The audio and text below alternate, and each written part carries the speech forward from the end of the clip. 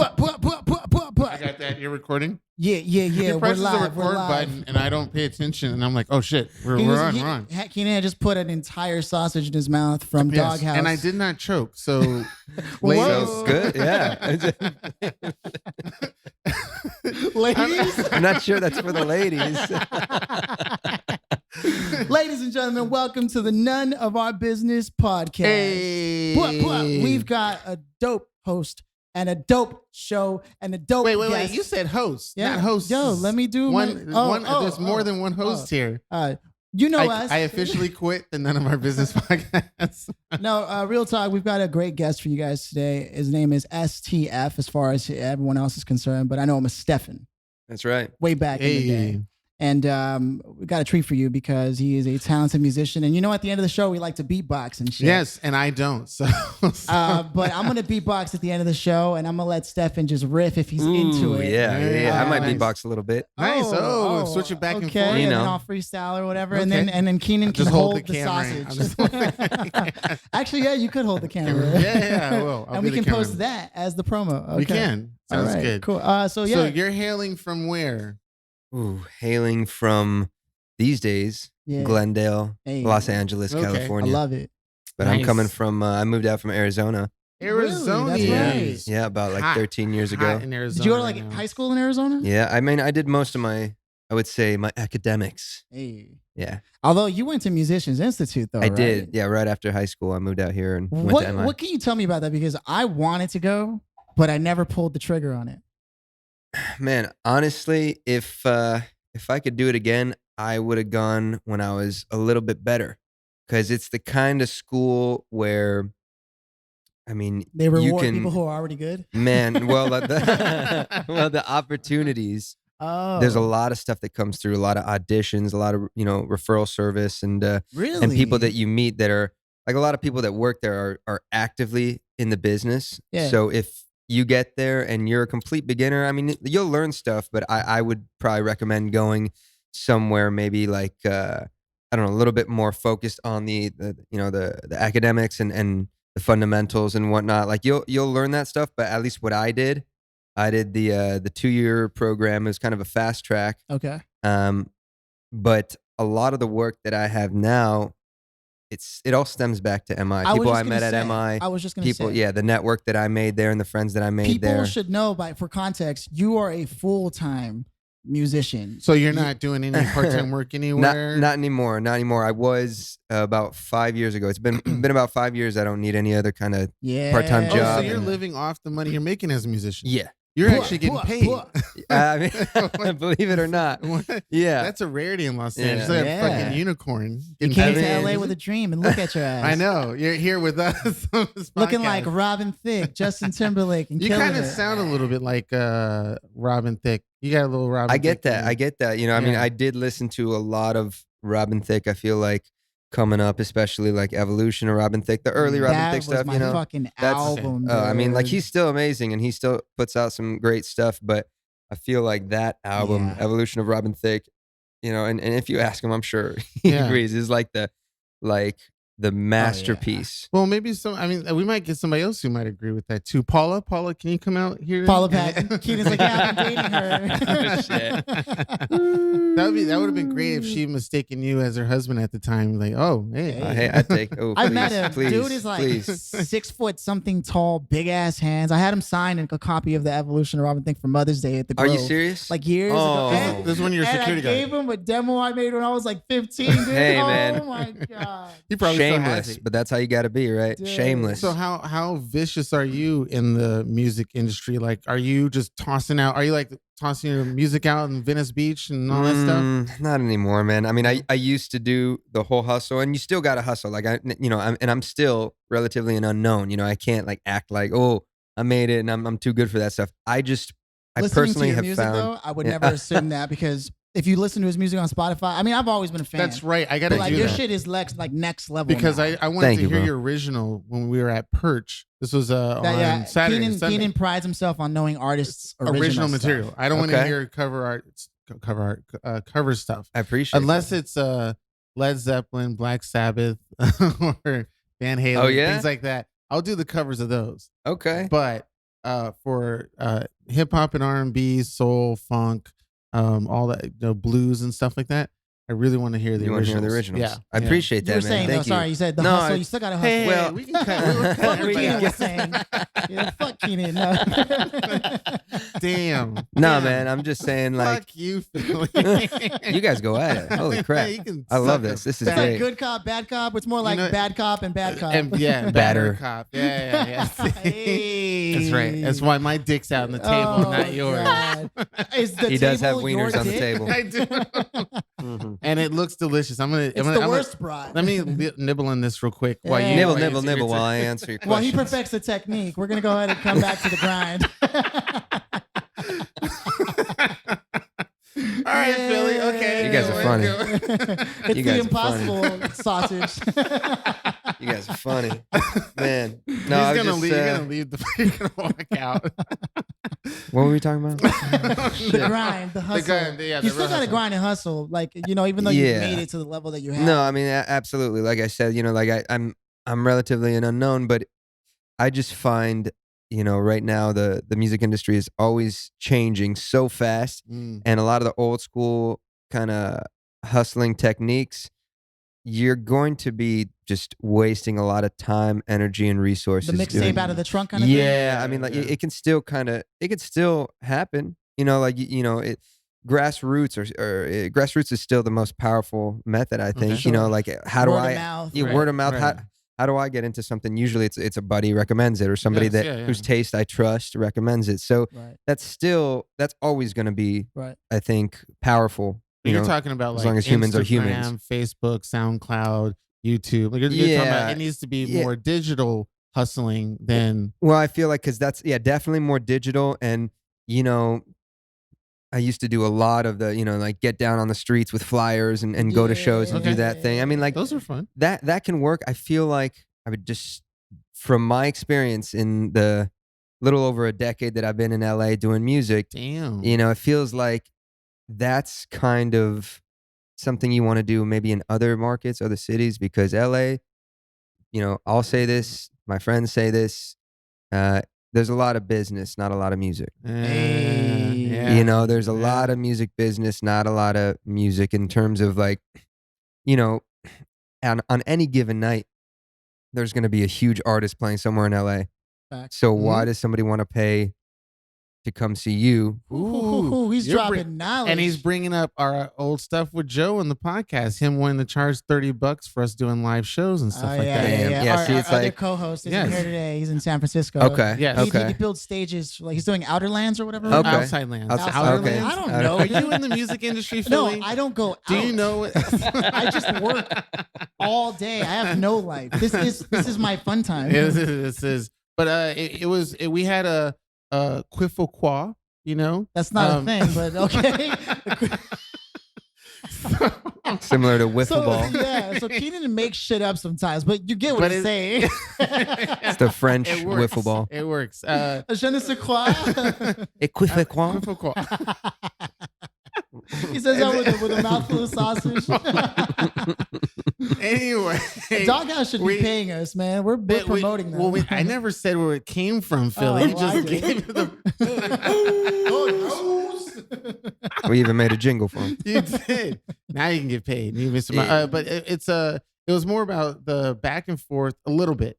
Was I guess he felt that, and I'm obviously That we could put on a live show and charge people like $30 to like, $30 talk for a shit. show, and I was like, wait a minute, I pay. I was giving an example that I took him to a Wolf Mother concert, which is a pretty popular band. And they've been going, Badass band. and I was at the Roxy, and that was like $25, and just for that one band to do Exactly. songs for an hour. Exactly. And you're telling me you want to charge more than that for us, who there is a handful of people that know us and like us and stuff like that, but you want to charge more than a lot of these artists that come through town. Yeah. Fuck, even comedians. A Bill Burr's ticket was like only $40. A something Bill like Burr that. ticket? And that was at the Exactly. Forum. That's fucking love amazing. Bill I mean, Burr. like, you see, that's exactly what I'm talking about. Is like Yeah. in this town, it's kind of hard to build, a following. Also, just because a lot of places, don't pay bands anymore. No, they don't. They don't have the budget that they used to. There's different theories and reasons why that's happened. One reason, not to shit on DJs, but now that DJs cost so much less than a band, places Very don't good have a DJ. problem just hiring a DJ. Mm. So if they do hire live music, it's not gonna be a full band. It's gonna be something broken down, like Okay. like at Perch or whatnot, like Right. Yes. or just a solo acoustic act or something. But yeah, in that regards, in terms of people, you know, like everybody here is also in the industry, and they're hustling to do their thing, and you know. You can only go see your friend's show so many times, especially when you're trying to do your show. I don't know, bro. You know? I go to your show any fucking day of the Okay, week, man. Phil, you're an exception. You're an exception. I just love appreciate you, live man. music. But, you know Yes. what I Oh, mean? but so that's the thing. Is We like, need that audience here in LA. People who just love and want to see live but music. that's the thing. Is like I feel like New York has you know. a lot of that. Oh, New York for sure, Yeah. for sure. But it's a Man. different culture out here. Mhm. You know exactly. Like if you go to like Portland or Austin or like some of these You'll get- places, you'll you'll get get Have you gone people. on a national tour? Like or not just for like, my stuff. like not yet. Ooh. Not yet. We should That's do what that. I'm. That's We what I'm should do working that. on. So But if if there's any, anybody's listening, if yeah. anybody's listening and needs an opening act, I'm your guy. and you can Well, get the I can book musicians You need you. to know- together, I right? can book you in LA, but I can't book you in other places except LA or in San Francisco. No, but that's hey. I'm gonna need that. I Okay. definitely want to hit San Fran. Absolutely. Yeah. I was just asking somebody for what venues should I hit in San Fran. Really? Yeah, Nice. I only know. I played Slims once with Jack and Slims Jack, is a but very popular joint. I don't think I'd be able to fill that right now. But yeah. but maybe if I could open some, Let's for take care somebody of there, that, I'd love But that. Yeah. right across from Slims is Paradise Lounge. Okay. And that you can do there. Okay. Sad thing is the people who owned it and managed it are not my roommates anymore. So I can't go. They used to be But, your roommates. Yeah, and it huh? was so cool because I even did coat check there a couple times, and I would get in for free. They would give me Yeah. like 10, I would never give me let you 10 touch my tickets to coat, hand out. Keenan. Just look at you.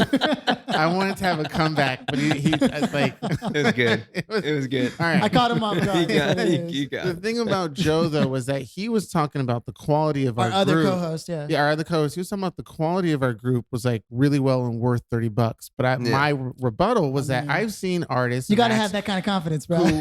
Oh yeah, but I've seen acts who were less than 30, 15, 10, some even 5 that I thought were really good. They probably were worth more, but there definitely are people out there who are good, who are paying, who are charging less. I was more of like, for our first show, let's just charge like 10, 15 or whatever. And then if we grow a bigger audience, we can then go up to the 30, 40, whatever. We have a something like that. consistent Yeah. audience of Yeah. about 60 people, and I love all of them. Yes. Every single week they tune Oh, in, yeah. no matter what. Mhm. Oh, you gotta And love we're, them. You we're gotta like love at them. 8,000 downloads now. And total. and That's most great. of our people that listen to us are not. I mean, not we going to haven't dish out there, paid but for any sponsored yeah, anything. but it's because I used to be one of those people, and then I joined the podcast. Yeah, actually, he came on like the third, fourth episode and just decided to never leave. All right.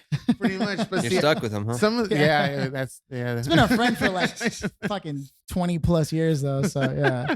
a friend for 1 year, 19 years was just an acquaintance. Oh, That's yeah, pretty much yeah. what it is. That's how he sees himself. But it's in the theme of if they are our friends, let's be helpful and like, okay, we're not going to charge an exorbitant amount. And Coming even though back to we're what good- you said, right? Yeah. So you can only come and see your friend's show so much. And if everybody has their own fucking music, right? Because most musicians' Yeah. friends are other Yeah. musicians. right, and friends should be telling absolutely. people not just because they will tell their own community of friends like, well, they're my friends too. Tell somebody else, somebody that you meet on the bus, somebody. No, exactly. I mean, for Yeah. sure, for sure. I just noticed, it's like if we're all hustling and doing this thing, it's like the artists and creatives, we only have so much energy and attention span, Yeah. So and I can't be mad at it. It's just the way it is. And I completely get it because sometimes the last thing I want to do when I get home from a gig or a long day, if I'm doing maybe something on set or something, a lot of times I don't want to go out. Speaking of which, you What? were on Glee, weren't you? Long time ago. Whoa. I Long time ago. was. You We were have a like celebrity 20 in years the old. No, building. definitely not. Ladies and gentlemen, was- we have officially got our first celebrity on the podcast. We have now upgraded. No. Now we need, No. we need to sit up right in front of royalty, Oh, man. What are you sorry, doing? Sorry. If I had some speaking lines, maybe should've then, waxed roll my out the red. butthole. Yeah, you should have waxed that shit. But no, I was just. I had a great time doing the show, but Are you still collecting royalties? I still am technically. So Yeah. is it the weird royalties? Was like $1.50 or some shit No, like that? Or is it's. it It's. good? I mean, good? like, said, I don't want to put I'm not gonna out get there, it. I'm not gonna get into it. But like, Signed an I'm not NDA. mad at it. I'm not mad at with it. no speaking lines. You No gotta- speaking lines. I was just, I was in the band scene. So when you watch, if you ever watch any reruns, watch the reruns because that's how I get my royalties. So is that what's holding you down as far as the music and stuff is like, or do you No, make no. like equivalent or more singing in LA?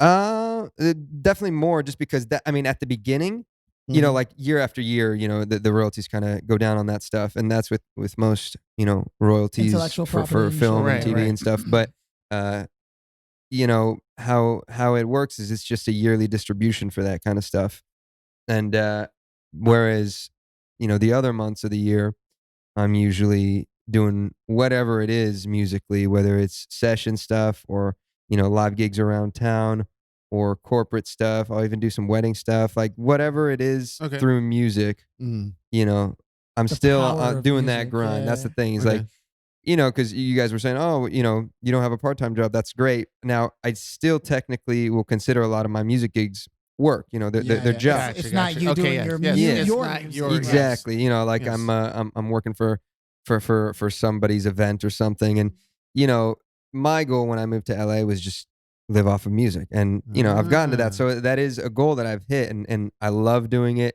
I would rather do what I do any day out of the week rather than be in a cubicle or anything like that. I Right. just can't. I can't do the 9 to 5. Just like Right. it's Yeah. not in my nature. But The Monday Whites. the Monday Whites. You remember that, Phil? That's the name of a Yeah. song you two did Long- together? No, we haven't worked on anything yet. It was okay. a song that I had with the band way Oh, back in the okay. day when Monday Phil and I first met. Whites. Yeah, I think that's how it was. Yeah.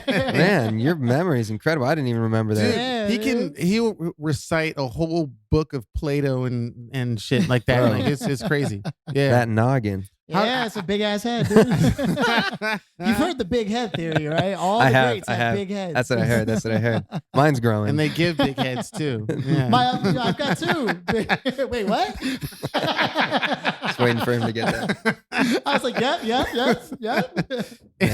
So what it would be the point, not point of no return, but what would be the official crossover where you realize you don't have to grind anymore? Or do you feel like when you get to this level, no matter what, you still will be grinding for the rest of your life? No, I mean, I feel like, you know, I'm almost to that point where, you know, I'm doing exactly what I want to do. Mm. You know, it's close. It's close. I think once I can sustain myself off of my original project, that's peak? really that. I mean, I mean, you know, we all want bigger and better and just like, Constantly. you know, more. But Yeah. like, you know, if I can just sustain myself and I can have, you know, a decent life on my original project and just create and tour and release music and live off of that and inspire people, that's The proverbial, that's for me, that's proverbial that's pop making it. star, Okay. Yeah, that- superstar. And so Absolutely. none of the or is a part of it,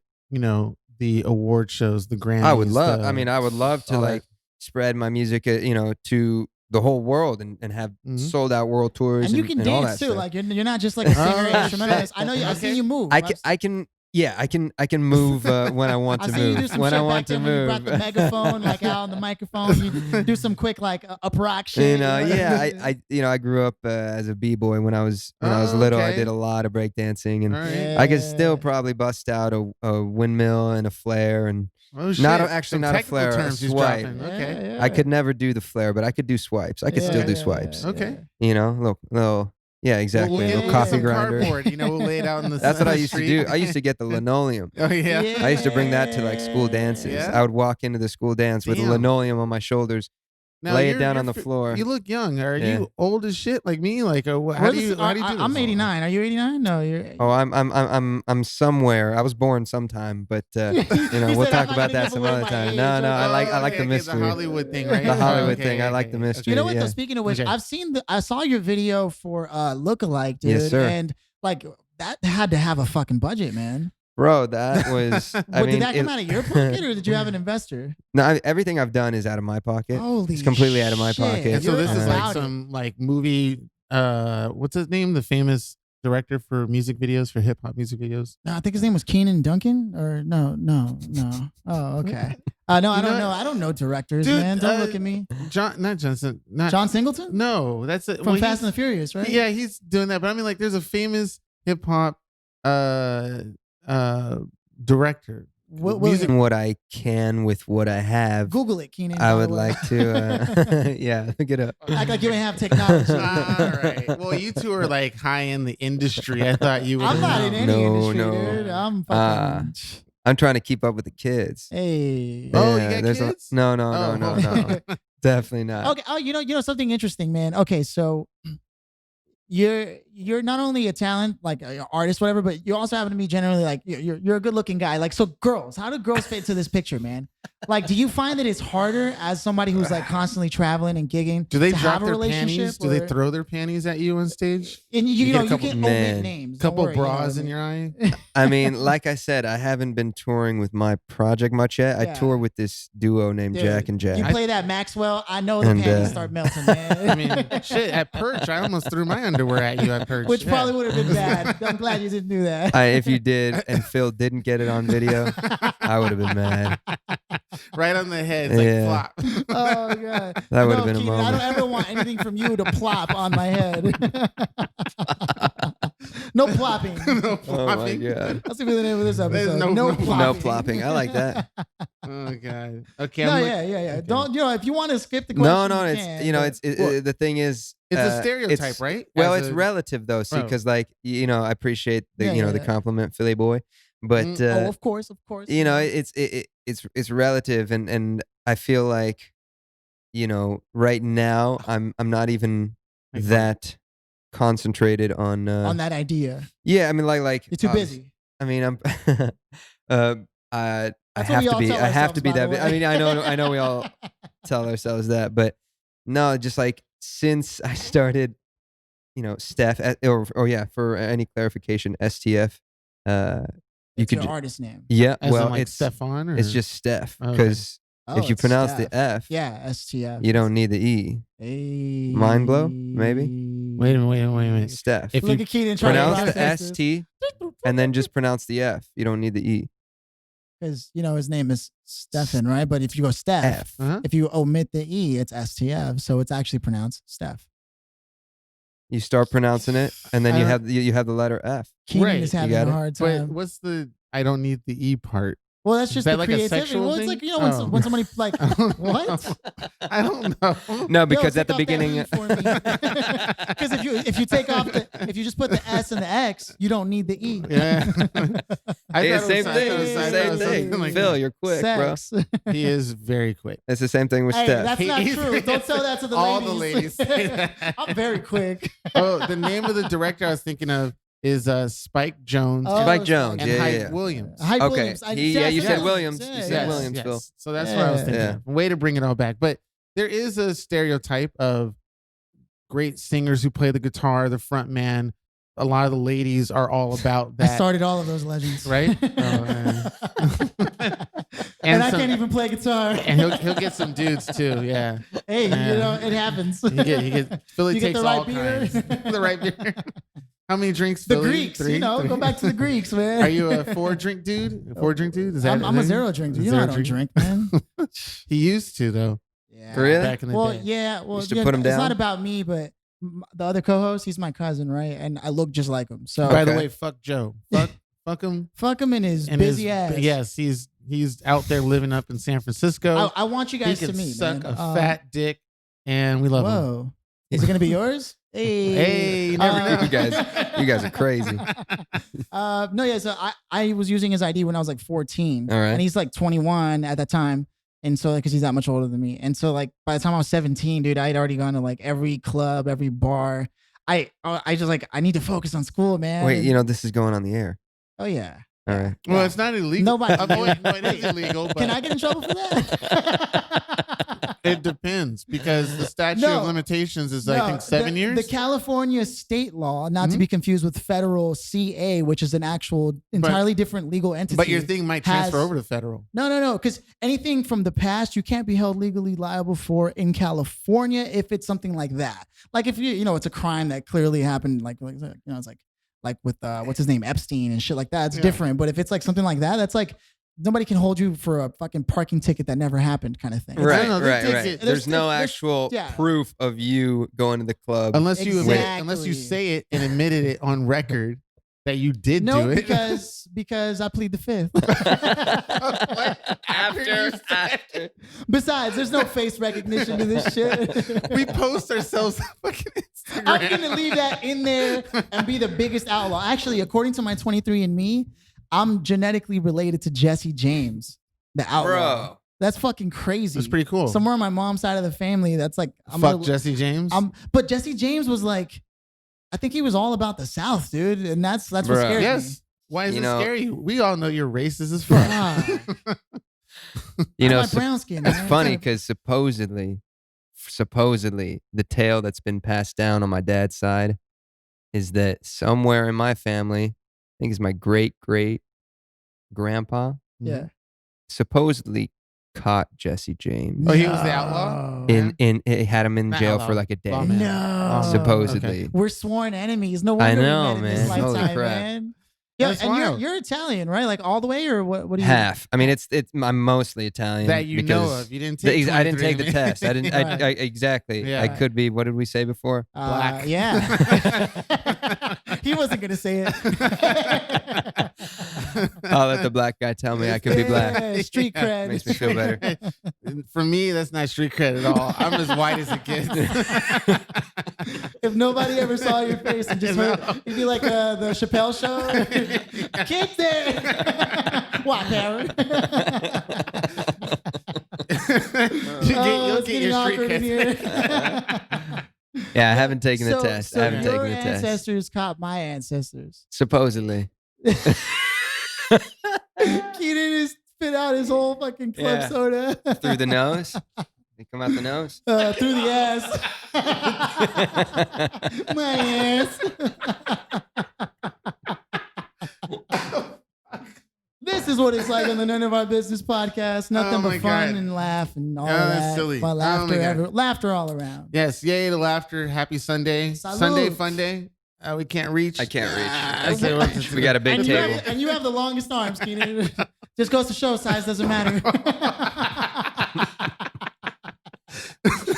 I'm letting you guys do all that banter. I'm not It's going the to motion, get myself in no, trouble. shit. You can join in as much as you want. I'm as much as the next man enjoy three-way. So by all means. God. Have you ever had? Have you ever had? No, I came close. I won't say who No, else no, might never, have came never close. include names. That's how it works. No, I know, but I will hint at who was with me in the on the night in question per se, Your Honor. no, yeah, it was crazy. It was more like a four-way, but Damn, Keenan. but the sad no, Cletus. it's not a four-way. I have to correct myself again. It was only 2 girls and 3 dudes. That's a 5-way. Oh shit! Wait, whoa, it keeps growing. Yes, it does. Oh, Keenan. Quick, dump some cold water on it. Yeah. Yeah, no, it was awkward though. I mean, So you were about to get into that, and then you were like, "I well, can't do it." I thought it was It's a lot of pressure. Well, see, here's the thing.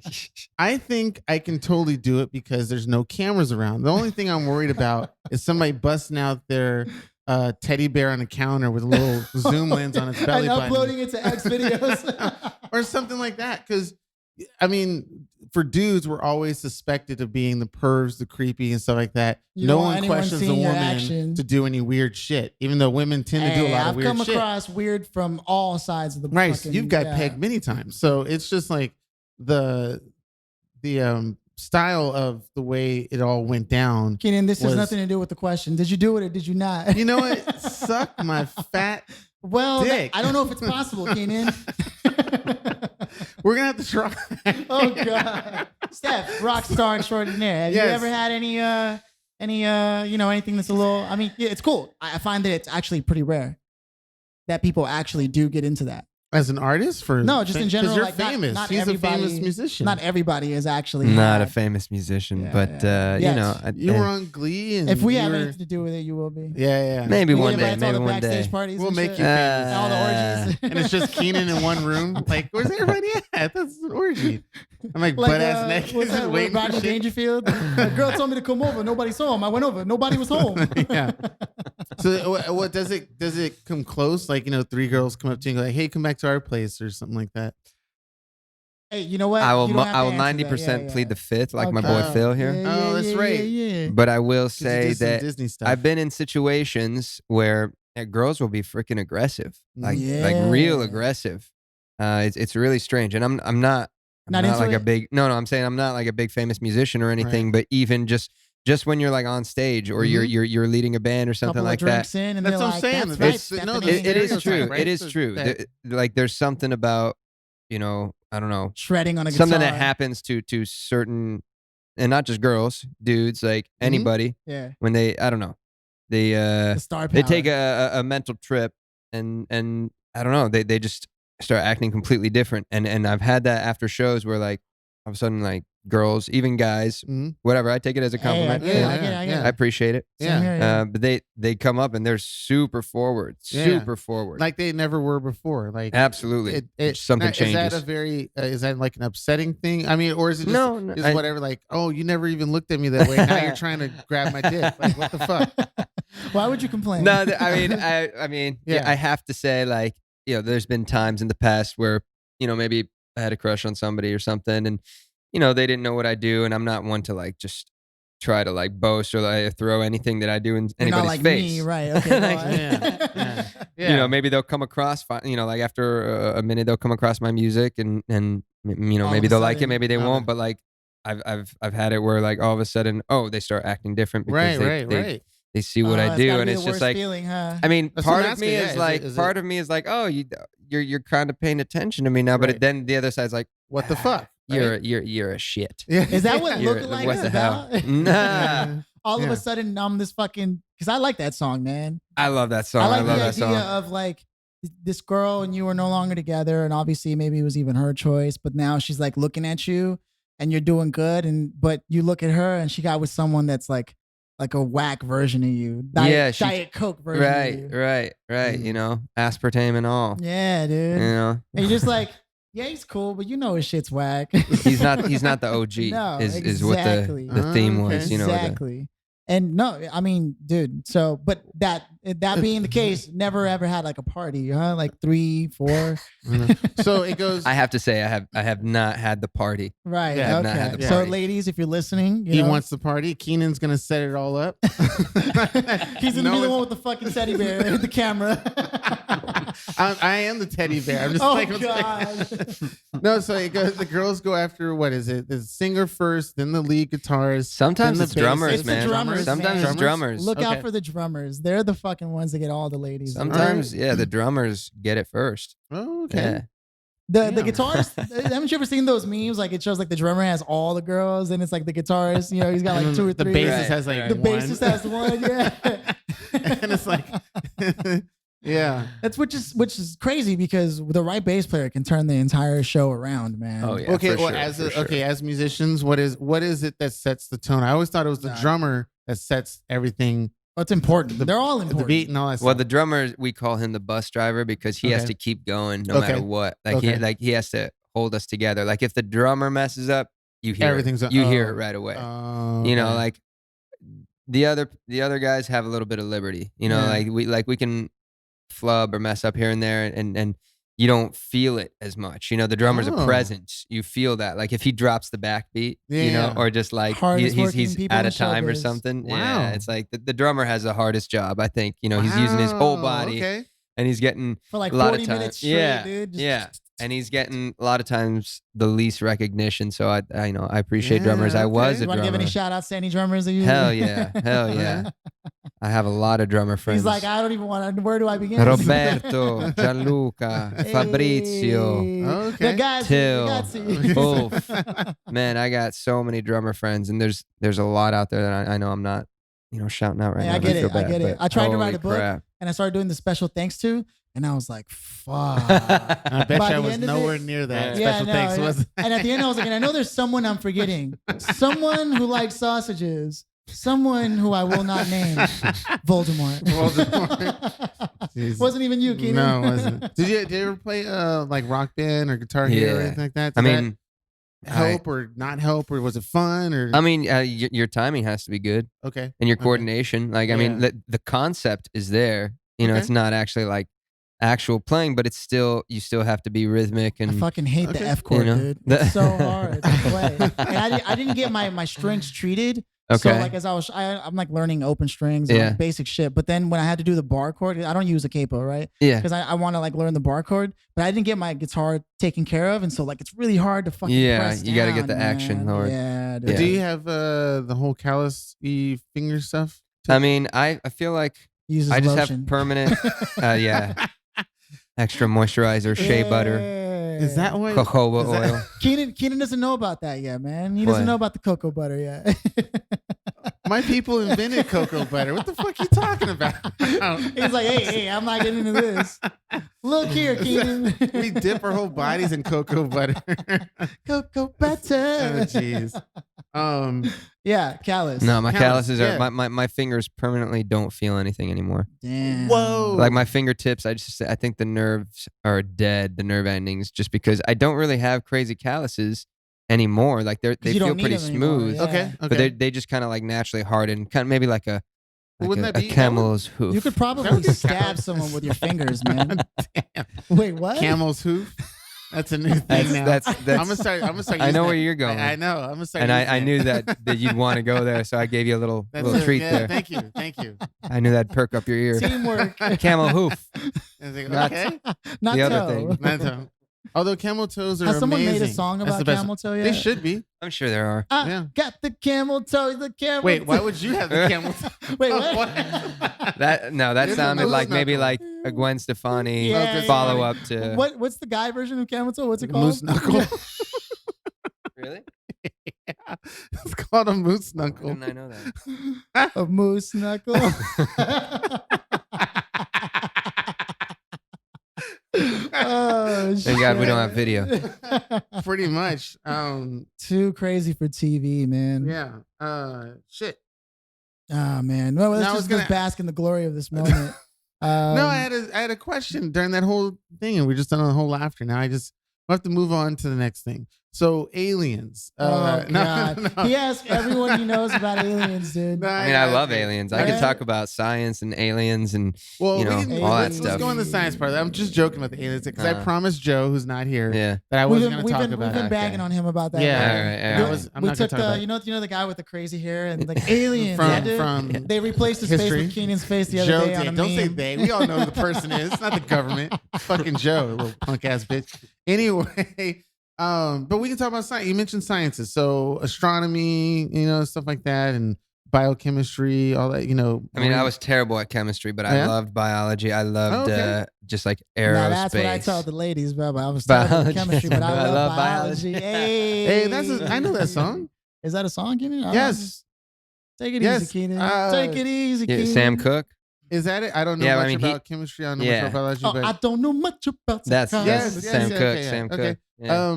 but no. Sam So, Cooke, do you think man. your pathway in life could have led towards more science Yeah. than? Yeah, that's what I think. I Ooh, maybe okay. mentioned to Phil last time we were talking. Is I wanted to get into like aerospace and like engineering on like rocket ships and stuff when I Nice. was in high school. Like Okay. I was a good student, and I guess I could have really made something with my life if I just pursued academics. But now As I'm a starving mechanical artist. engineer sitting across from you, that is 100% false. Okay. Yeah, I just love that shit. Like, The economy is a little different than people seem to understand, man. yeah. And you Good point, like good again, point. you need to know people in the industry It's as to political get as to anything those else. to get to those rocket stuff, JPL and Yeah, NASA and SpaceX and all that stuff. yeah. You definitely need to know someone. I mean, unless you had an 8.0 GPA or some weird shit like Close. that. Close. Okay, good, Yeah. nice. He said close. It was like It's a 9.6. it's a little higher, yeah. Or if you're how? Oh wait, you don't have cameras. We can't make No, that you joke can't. happen. Philly loves that joke, and then the other one about Oh yeah, how whenever he's long like, oh, how long is this it? is- Like, how about like this much? Yeah. Nobody who was listening, by No. the way, was gonna get that, but that's No. okay because we still got more for you. And when you come on the show, and you see the live show, we'll do it all on our live show. Yeah, you'll see it. Yeah, maybe we'll bring Steph Do you back. think we should have a live show? He could be- You Yeah. personally. You think we should Yeah. have a live show? Yeah. we can do the you know how How like much- Stephen how- Colbert has like the band that plays on the side? Mhm. Dude, it'd be dope. Well, to that have- was the Yeah. idea. Joe, credit to Joe. He said the idea of the whole $30 was that we would have live music, would have acts and stuff like that, and then at the end, the last hour and a half, that's us. Yeah. Okay. Oh, So- like a variety show. Yeah, kind of like that. So, Dude, and by the time the light comes through, people don't want to listen to us. well, man. that's the thing is, I was thinking, and I would like to tell Joe this when I had the idea, but he can listen to it on the podcast. Where I thought it'd be great if we had it sort of themed, like where we, my idea that was going through my head was like we enter to do the podcast like WrestleMania.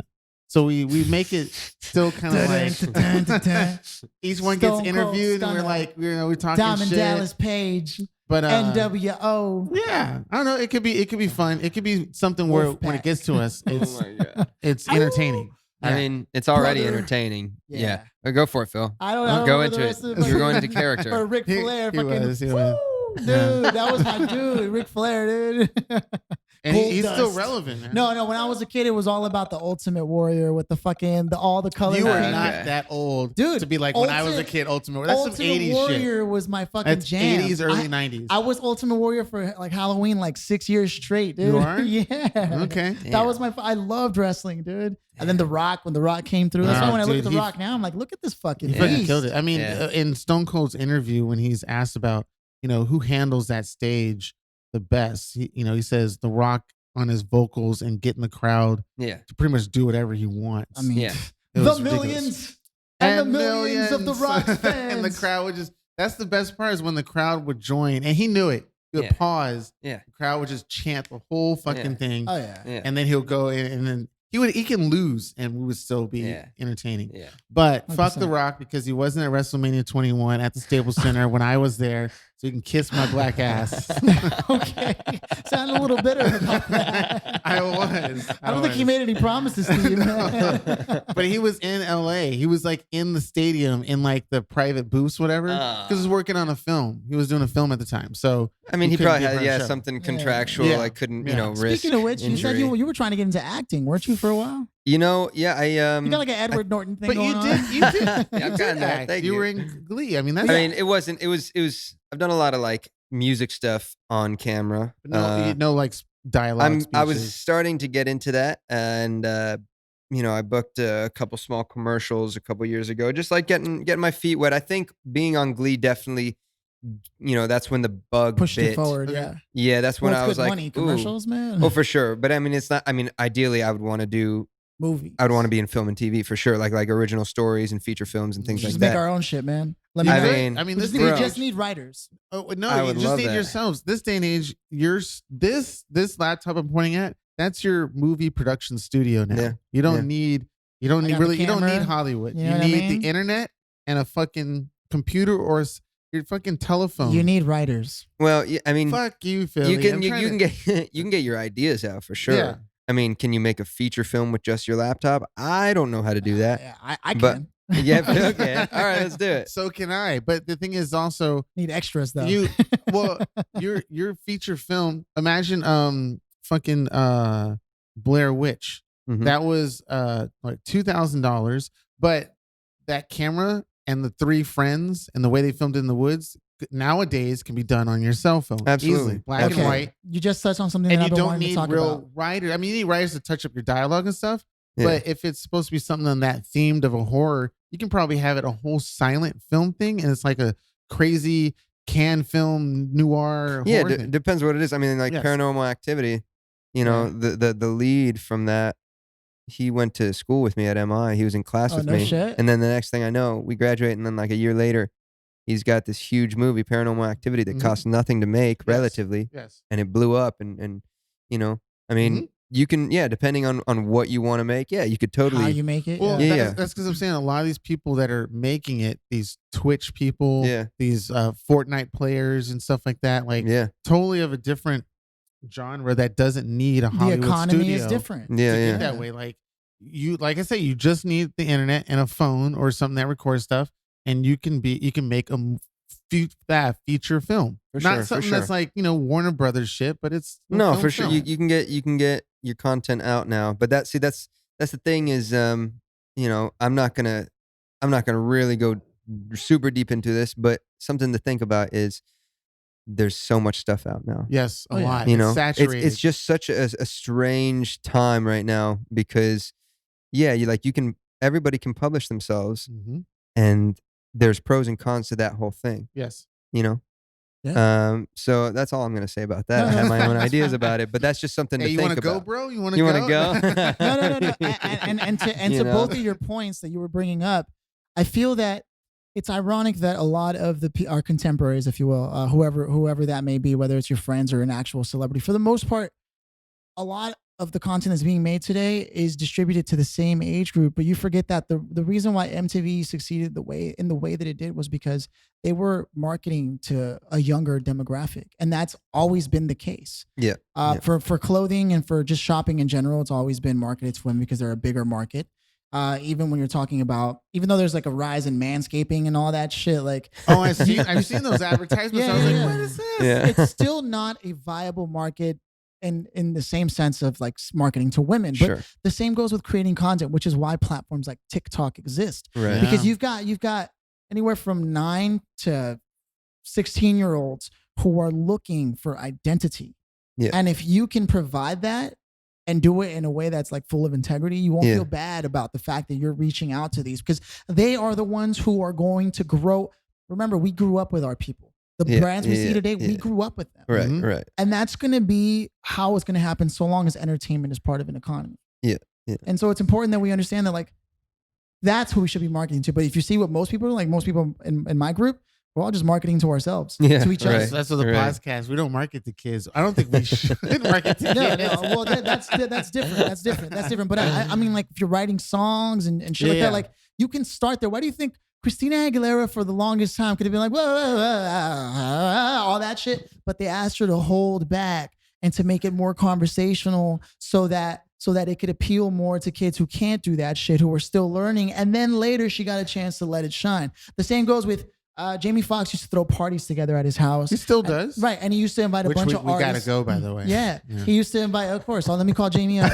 And so he would invite a bunch of people and then get him down to the studio to record a track. One day he meets Kanye West at one of his Oh, I heard parties the story. and invites him down, and he's like showing him his new shit. And Kanye's like, look, that's cool, man, but people don't sing anymore, man. Because Jamie Foxx was People- going crazy with his singing. People chant now. Yeah. And then the next thing you know that comes out of that is she says she wants some Marvin Gaye, Yeah. some Luther Vandross. But he sung it in a different format that exactly. Kanye was like, don't do that. Exactly. Yeah. And he checked them until they got it yeah. right. And so Yeah. this is, okay, look, I don't hang out with a lot of people. I'm pretty particular about who I do, but I once had the opportunity to hang out with these younger, they were like, they had funding. They had like first round of seed funding and they were in tech, but they were younger Fuck, than me. I hate And that. I was listening to like the music they listen to.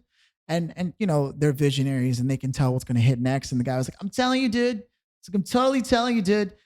It's all about creating a mantra. Like they play the song and I'm like, I don't get it at all. But the Okay. guy was just like, yeah, I'm standing. Like I'm super exaggerating, but it was just taking one small phrase and making a fucking chant. And then you look at the music that's out there today and it's not too Some far of it's from the like truth. that. Yeah. You know what I'm saying? And so there's some degree of relatability to what the artist is doing, because there's, as you know, there's music for musicians, and then they're like Right. Snarky Puppy, Sure. right? And then there's like the other stuff. Well, but the genre we're discussing, which is art, is so broad and opinionated. We can't really No, Keenan, sum it I up am for God, all. Keenan. Whatever. But like, I part the seas, Keenan. so I listen. I'm just gonna go past on it. So I listen to instrumental stuff like Bonobo and what do you call it? It looks like you got nothing else there. No, Gas no. Lamp Killer. Not Gas Lamp Killer. Well, Gas Lamp Killer, but fuck. Yes. What is the name of that goddamn artist? Fish. Is it Aren't they Fish? very instrumental? Yes, they are. And that's a really good group too. And now I have to go back to fucking Google. So God Live. So damn it. Live. You know what's funny is I was watching. I don't have a great memory like Philip does. there was a Mark Maron presentation that he showed up at this, like, I think it was like one of the late night shows. Yeah. And he was talking about what life was like before Google, and how like if you had to remember something, you're like, oh shit, you would call a friend and they weren't there, so you left them a voicemail. Oh, that was a funny You know joke. what I mean? Yeah. And then like 3 weeks later, I guess they went to the library for you, and they're like, hey man, it was a Richard Pryor skit that you were talking about. like you have to go all the Right. way like 2 weeks. It would take later. exactly. Now we got Mr. Scruff. Mr. Scruff. Yes. I don't know Mr. Scruff. I can't believe I can't remember it because I haven't listened to him in a while because I've It's like moved on Fat to Boy Slim, dude. different genres. No, not at all. This one is more. It's sort of I label the music that I listen to, the ambient stuff, the really smooth ambient stuff, as hotel lobby lounge music. Wow. Look at So- this guy. He's got his own genres. Yeah, that's the style because I can't. I look it up and they play me some I other can't stuff. classify it. Yes, because some of the stuff will be bossa nova, which is great, but it's not pure bossa nova. There's other stuff that's added into it that makes it more like something you would hear in the elevator as it's going up or something like that, or in a hotel lobby lounge. Yeah. So that style. So what you guys are talking about wouldn't appeal to me at all, or you wouldn't be able to put me in that Any group. of those. You listen to like Buddha Bar and shit, huh? Which I love. Like Astrid Gilberto, I think is like one of the artists. I fucking love Buddha Bar. So there's a huge. It's got that porn music. Yeah. Okay, well maybe not that. Maybe not that fully. All right, Philly. Satan's Alley. Fuck you. Toby Maguire. Robert Downey. That was a good. That's genius.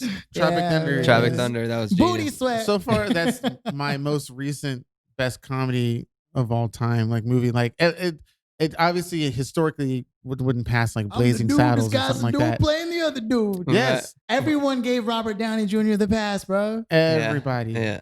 Well, there was like one church group who didn't.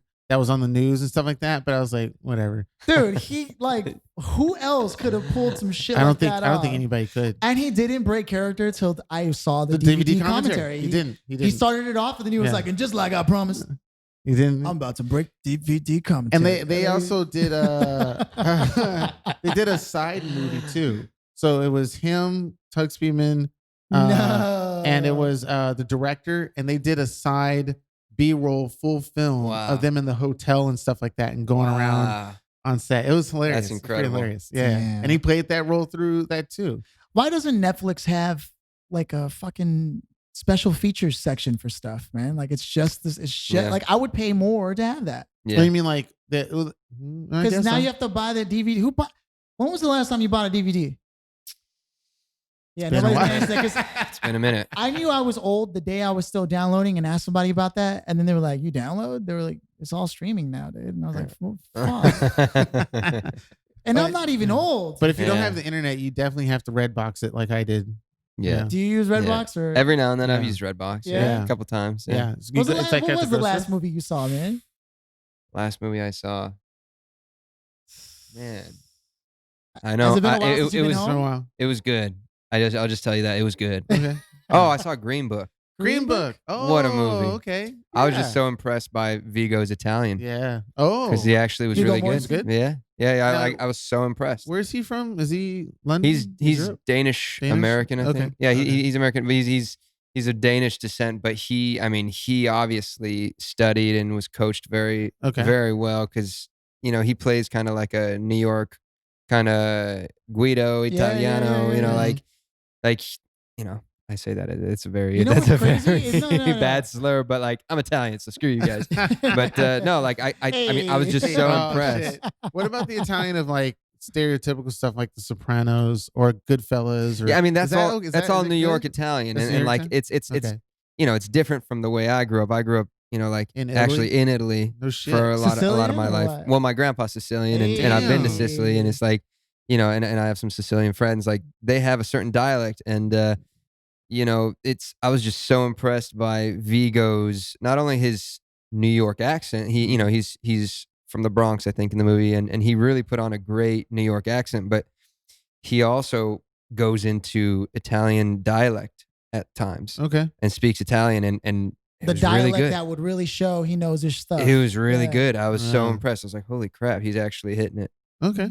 I feel like I remember a time that you told me you worked at the airport. Is that Yeah, true? I translated for Alitalia. Yeah. At LAX. Damn, that's Yeah. taking it back. So man. transfer as in like Translated. So I was you were like- the person on the speaker that would announce to the Yeah. terminal? Yeah. I thought that was like a robot. No. That's a robot. Yeah. In my That'd be- robot voice. Unfortunately my robot voice wasn't so good, so I No. wouldn't bless people with that over the So speaker. you're the now boarding blah blah blah blah blah person. Yeah.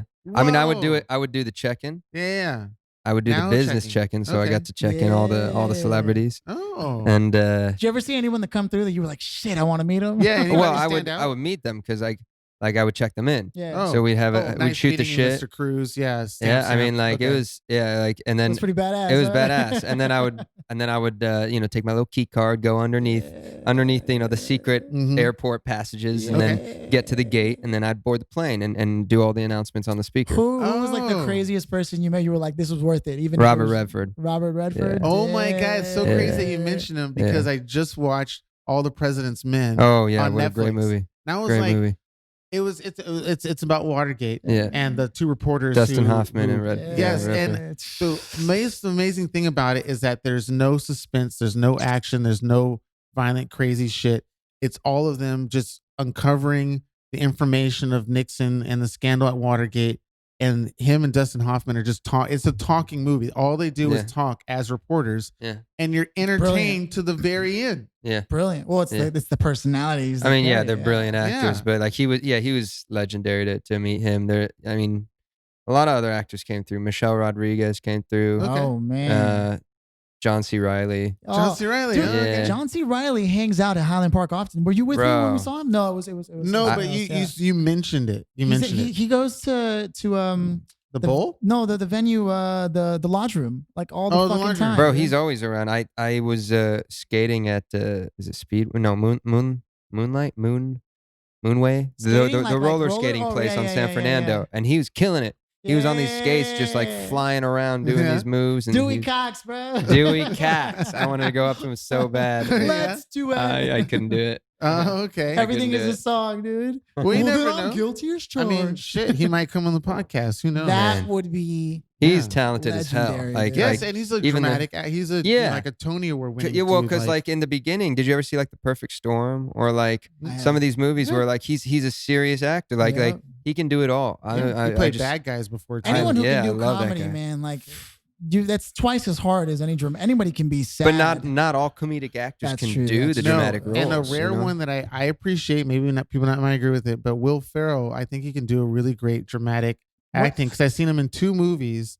Yeah, that one where he was living on the like front lawn, right? Living on the front line. I That, forget What's that that was, one? That was a Ah, great one. I'm gonna have to IMDb it. Everything must go. Everything must go. That's what it's Okay, called. okay. It's And- totally good. Yes, and then the other one he did where he can hear the writer of this book that's about his life. Oh, Oh yeah, yeah, Stranger than yeah, Fiction. yeah, Stranger yeah, Than yeah. Fiction. That was good. That I was good. like, That's good. like towards the end, it's like, Yeah. he kind of got Yeah. me a little bit, and I liked it. I think he can do it. And of course, Jim Carrey, with his Oh, I Truman mean, Show and all that stuff. he's Yeah. one of my top Dude. 5. He definitely transferred. Bro. Eternal over. Sunshine of a Eternal Spotless Mind, Sunshine. dude. That movie Yeah. was my high school. Like I just was obsessed with that. Yes. Yeah. I read the Yes. script before I saw the movie. You Yeah. did? Nice. Yeah. It's it wasn't, but man, reading scripts changes everything about Yeah. the way you look at a project. Man. Yeah. Well, because don't directors a lot of times they don't throw the script They out, take but liberties. Yeah. there's always there's the director, there's the producer, there's Also, the editor, sometimes the there's all script these just people. isn't that good. That's just what it is. Yeah. But they had a great idea. It's like a song, right? Most people write the second verse first.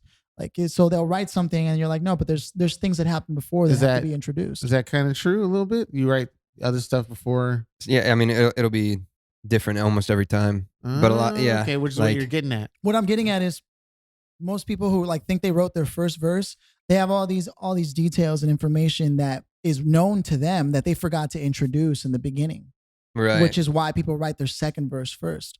And that's why when they get to the second verse, they're like, oh shit, what do I write about now? It's like, well, you gotta treat your first verse like your second verse, not go back and then and reintroduce those ideas on a different level. That's what I do. But that's Well, no, I think everybody kind of has their kind of formula. I just know that my friends and I we'll just brainstorm or just vibe on different ideas and then just try to spit it out.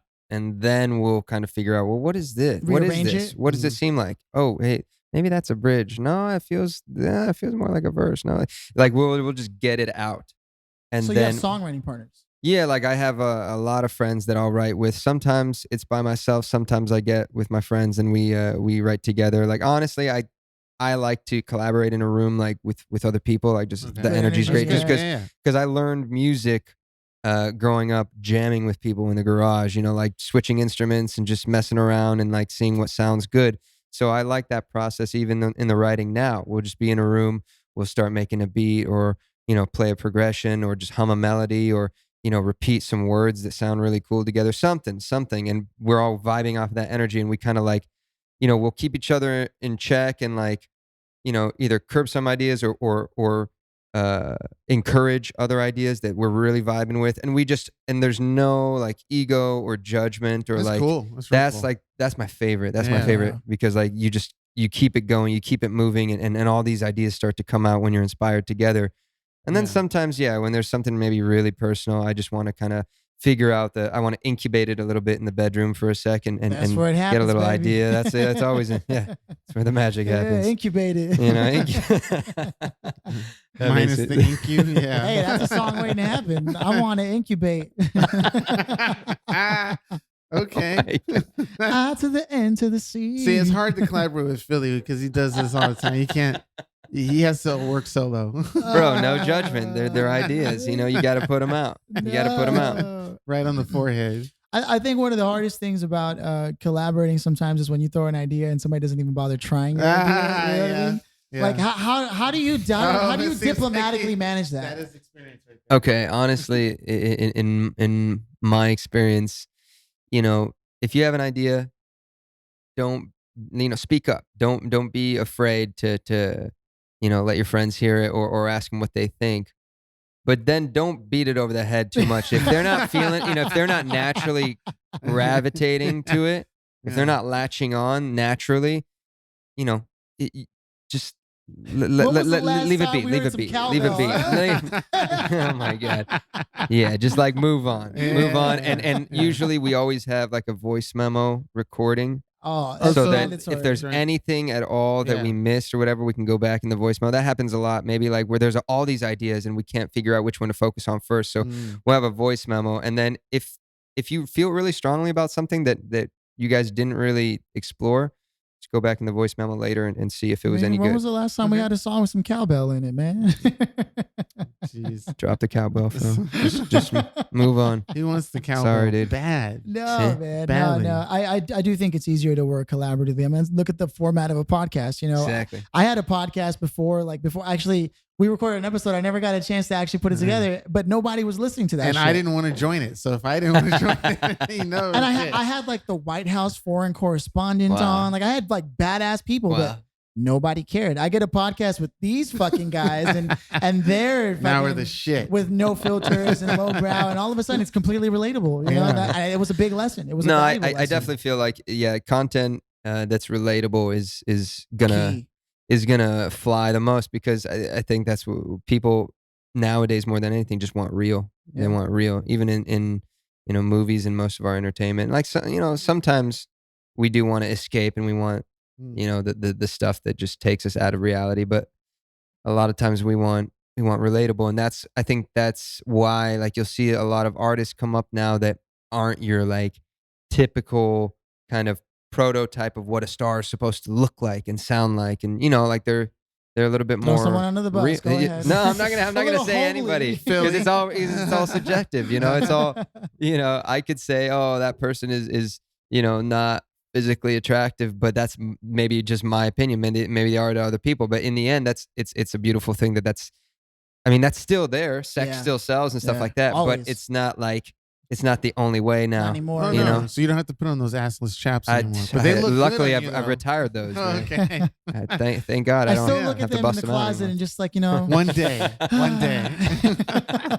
Yeah, for the Grammys. I'll Was bust for them out the of the Grammys? Grammys. Yeah. Well, when I you go mean, to accept your award.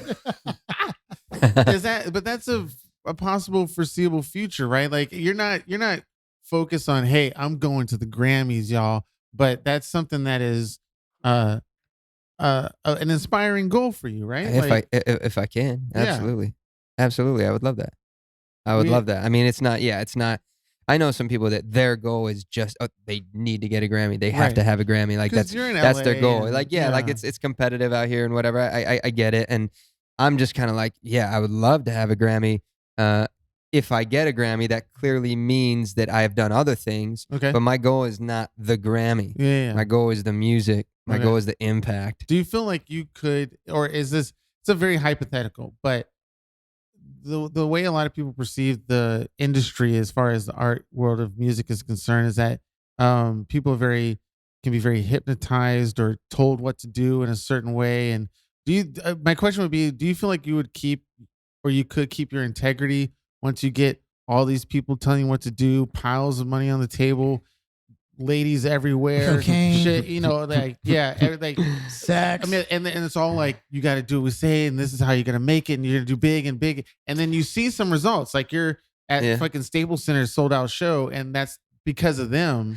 I mean, and they're like, honestly, I always try to keep an open mind and listen to people that are, consulting me or guiding me or whatnot. But, I've met a lot of artists that, you would think, oh, they're just they're just puppets. They've been just told what to do and what to say and how to dress and all.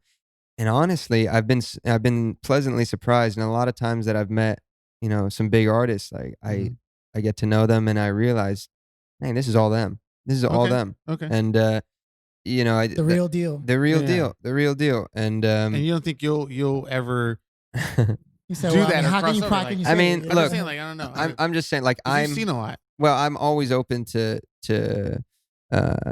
Orgies? suggestion. Oh, okay.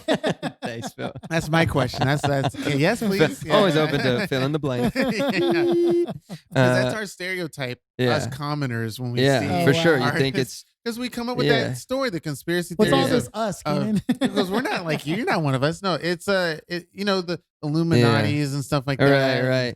All I mean, the- I think there is a lot of I don't know about all that stuff, but I think there is a lot of suggestion and some development. Mhm.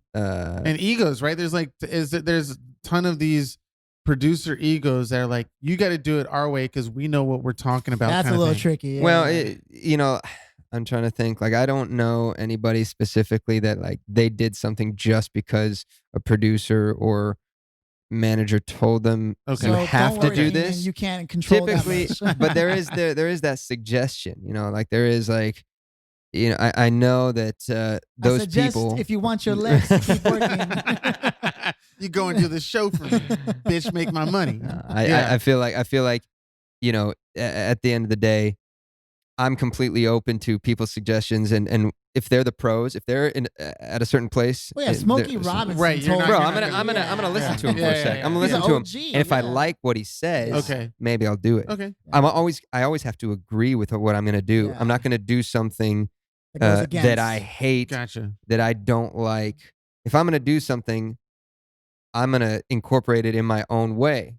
But Yeah. I'm not gonna just not give it a shot. I'm not gonna So you see, not we didn't compromise pay him with to it. be on the podcast. Yeah. No. Wow, you did make me a latte. That was my. that was my. And that we're was the gonna blow contingency. cream off, but no, hopefully I mean, it was good. By the way, well, suck on it real quick and give us your. was it your good? Is yeah, it good? Yeah. It's a little sweet. It was a little on the sweet side. It's sweet. Little A sweet. little nutty, but it was, there's no nuts in it. Anyway, it's like, where the Oh, nuts come from? God. So but the perception is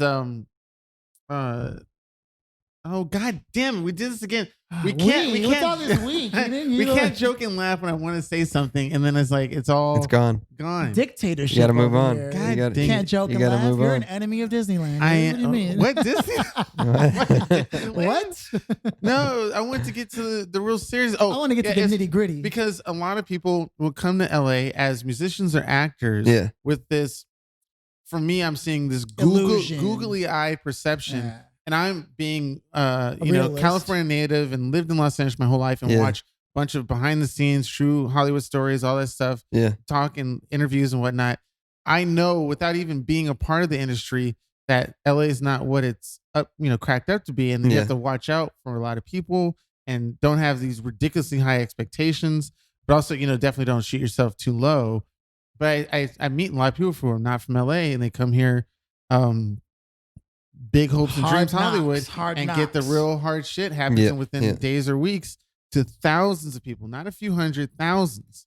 Yeah, I think my biggest advice to anybody coming into the city is you should know why you're here. You should have something to say, and you should kind of have like an idea of how can you do it by yourself. If nobody's gonna help you, you better just kind of have a plan and be able to just do it yourself. I mean, that's harder for actors, models. Like it's Yeah. easier for musicians in that regard, you know, because you can control like where you play, what you play, Distribution, you know, all that yeah. stuff. You can put your stuff out, and you But can. an actor and a model, Yeah, that's a little you bit need harder. The set, you need the Yeah, photographer. but there is like you should be concentrated on the work, and I mean it's different for everybody. You know, some people, you know, they have other things going for them, and maybe they can skip some steps, but then they better be ready for, you know, whatever else they have to do. Like, Right. you know, whereas some people they gotta bank, you know, strictly on their talents, and you know, it's there's not just one way for anybody, but I would say that the thing that helps the most is knowing what you want and knowing what you want to say. That's something that I toiled around with for I a was gonna long say, time, how'd you and get I to didn't that? understand. Okay. You know, like well, because I think in the beginning, maybe I did have that idea when I first moved to LA. Like you're saying, Keenan, maybe I did have that idea of, well, I mean, that's how if we I'm just met, here, right? yeah, we were on, yeah, exactly, we were on this Okay. audition for. It was for Backstreet Boys when they were looking for another member. You were trying to be a Backstreet Boy. We So were it was trying to a be a boy band Backstreet. Yeah, it audition, was. I'm pretty sure that's what it was, and you know, it was in West Hollywood, and we were doing this Fuck audition. you, and look at Keenan doubting me. Judging us. Yeah, just judging us. I would be in that room and be like, "Who the fuck? Get the fuck out of here!" I should have been in Color Me Bad. That I believe. No, Yeah, bro. or the Like we new could have. Wham. We totally. I mean, look at a lot of the boy bands nowadays. We were Okay. totally like those We kind should of have guys, started our own Phil. fucking boy band. Shit. Yeah, yeah. You know, but much. no, I'm just saying, like, you know, Wait, did you just do a like a Shit. nice- that wasn't me. That was you, dude. Yeah, that was you. Oh, Keenan? whatever. Fuck you guys. Nice. I only do that when I'm like when Like when Louis C.K. only when I'm like angry will my ghetto-ness come out of me. Stupid Yeah. toilet. You ain't even shit. But yeah, all I'm saying is like at the beginning, I think I maybe did have a little bit of that idea, like, oh, I just come here, you know, like somebody will see me, you know, sing and Right, dance, and, right. you know, be yeah. somewhat talented, and then they'll help me and develop me, and you know, turn me into a star. Like I think that's what a lot of people come here and think. Mhm. But it you know, I finally came to realize, like, you know what? Why don't I just do what I'm really passionate about? Because otherwise, you start to burn out. If you're not doing the music that you love and performing and singing what you really enjoy, you're gonna burn out real quick. Okay. You know, and at the beginning, I think I was taking too much suggestion. Because I thought, all right, well, these guys must know what they're talking about, so I will do what they say. Oh, okay. At the beginning, I think I kind of, you know, I let myself be too influenced. Like I said, you want to have an open mind and take suggestion from pros and people that have more experience than you, but you still want to have some kind of what's the word I'm looking for? Like some kind of core. Self-identity. yeah, values. yeah, yeah, yeah, yeah. Okay, You so would, core like values, yeah, okay. and not even just values, but opinion Yeah. and taste. Right. Your Your own take taste that on you're it, like, yeah. yeah, because you know, and when I was doing Feel Good, my first band here in LA, and you're Yeah. watching us, like that's the thing is like, it was very much what I wanted to do at the time, Okay. and I wasn't taking suggestion. And then when I saw that, oh, maybe, you know, like things aren't going as fast as I'd want them, I'm not excelling as fast as I'd want.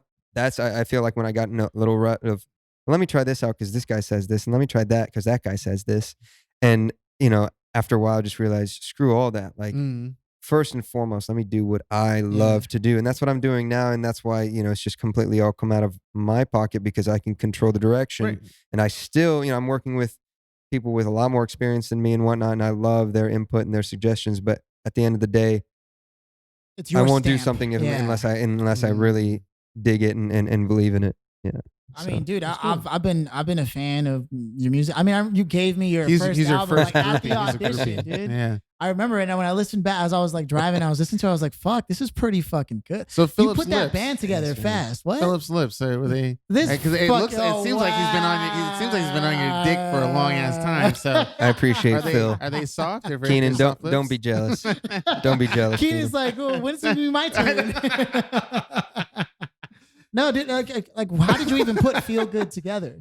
Feel Good. That was Because kind of- that was basically like What is? So what is? it was this like Feel it's, Good? I would say the closest thing that you would probably know a popular artist would be like a Jamiroquai kind of experience. yeah, That's the kind of group? like You were a Jamiroquai yeah, it was group? kind of like. I mean, it was like a similar sound. It was like acid jazz with some pop, Okay. Yeah. like kind of like funky stuff, like Okay. you know, like a lot of influence from like Stevie Wonder and Earth, Wind and Fire and Yeah. stuff. But you know, that was a band that came together while I was at MI Feel with Good some is friends what it's there. called. Feel Yeah. Good? And Is then it, can we There's still some listen? videos. No, out no, no, there. no. There's I mean, still- please, but I please won't. I won't don't. put it out because now that I've gotten We to just talk said to it him like more, 8 Well, times. Like, I'm trying to push the. I mean, The new I stuff. just dropped a new Yeah, single. yeah, which is if you guys called- didn't ooh, know. let's talk about this for a second. So, yeah. is this single? Wow, wow. Is There that you no, go. that's That's okay? New music. This is a solo thing, or is this a band? No, it's a solo project. Okay. I do have band members that I prefer to play with if I can, Okay. but yeah, this is a solo project called Steph Steph. Right. And what style of music without is the Steph? E. without the E. Without the this is back at this. STF. Yeah. Okay, Did you get it? You get it now? You get it now, Keenan? He's gonna say Sadly, no. I'm like what?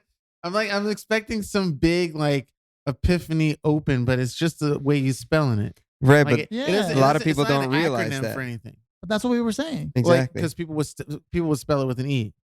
Well, that's how you spell. Like my That's friends how you call me pronounce Steph, it, which is yeah. why Steph. I just go by never Steph. spell Steph with an E. But STEF, Steph. Oh, you spell Steph STEPH or like how do you? What are you talking about? With Yeah, you like, don't. what do you? It's spelled with an E. Even if it's like, let's say you have a friend named Stephanie, a girl named No, Stephanie, you're PH. right, Steph. You You're would right. use Keenan E. is making It'd be no PH. sense. Keenan, eat your wieners. I'll take over. Hey, dog, can't talk to my host that way.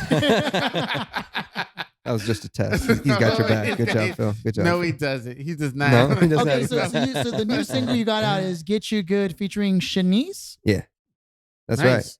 Okay. That's the song. That's the jam. and this is on Spotify. It's on everything. Everything. Yeah. Okay. Digital Hence, stores. a new way you're doing your hustling is you're Mhm. you're digitally hustling. right now. Exactly. Yeah. I'm Distribution, putting more yes. energy into the recordings and promoting them rather than back in the day I'd be on the streets doing the live show, which Right. I still love to do. Like live performance is one of my favorite things of all time. But like I said, like we talked about before, in this Pay to town and in play this and time, yeah. Right. like I just find I would rather get my actual music out there, Yeah. and then whoever wants to come see me, they'll find me, and And you don't hold the content that you have personally. This is me, this is my music. I don't want, somebody might take it and use it for something or whatever. well, you're saying like Try my, to like remix it or whatever. Well, yeah, because the fact that you put it out on SoundCloud now, anybody has access to listen to it as many Right. times as they want. right. Well, Um, same on any of those Other platforms, digital yeah, platforms. yeah, Like, I mean, that's what I'm do you concentrating more nowadays Yeah. is just getting my content out rather than just keeping it hoarded Which is up. something in you here. used to do. Okay, Right? you know, yeah. I used Okay. to. This is. I've finally kind of gotten into a pattern of just releasing content, just getting it out there, not judging it too much. Right. I think a lot of creatives and Perfectionism? artists, Yeah. just like you know, Don't I know? Oh, he's talking about all the songs we recorded over the years that we Just never put everything you out. do. you got to get it out. You Yeah. got to get it out, man. Yeah. Yeah, and that's not the only Well- song you recently put out, right? Because Get You Good is like the one you most recently put out. That But came you, out on You Wednesday. had Boyish Looks. Was it? Boyish Looks came out in May, Mm. and then Look or Alike no, was- June. Yeah. And then Look Alike and the remix, those came out like around that was in the winter. Okay. Yeah, and I'm just now I have some more songs that I still want to release, but Yeah. but I think the next thing that I just really want to do is get on the road with my stuff. That's what I'm saying. If there's anybody Nice. out there that needs an opening act, I just want to get on the road with my stuff. I've been on the road a lot with an artist. And you have a tour manager? No. I mean, We you might need to know book someone. the tour. I We feel should like probably put him in touch with Greg, huh? Yeah. I mean, the chances are Yeah. Greg's a good homie of ours. Yeah. We don't hang out a lot, He but he books shows is at he like an- the Roxy and but stuff is like he that. an agent or yeah, because he's a booking agent. because the booking agent I think is the main thing that helps you kind of Yeah. map out a tour, get you into I certain mean, rooms. He's run into some pretty like shady people where he created a whole tour and then they like fucking like left him in the dust. And it's the music industry thing. Like, hey. You know what I mean? Yeah. But Yeah, he's a that's good not he's fun. a good fucking dude. I have to reach out to him again, but I'll see if I can make All the right, intro, man, all because Yeah. that Thanks, was man. And then I yeah. mentioned to you the other door in Absolutely, yeah. I got to come play that. NoHo. You I got to come play the other door. Yeah, there's Mhm. there's I'll some. record it. There you go. Please, Well, I've man. been trying to get Philly to record the bands that I know, but he doesn't show up or go to them. So I wouldn't trust the reliability of what he says about doing stuff for you. He's been So, pretty good to me. Yeah. Oh. I know he has. No. Fair enough, Keenan. I have many a time said that I'd be there, and I didn't. Even Joe went, and I was like, "What the?" Joe rarely goes. Joe never goes. That's true. No, I'm working on it, man. I'm working on it. You know what? It's all right. I've got to find a balance. Awkwardly look at I've got to find a balance between doing the things that I want to do and doing the things that I know are good for the crew. And actually, me personally, and I know it isn't the soapbox.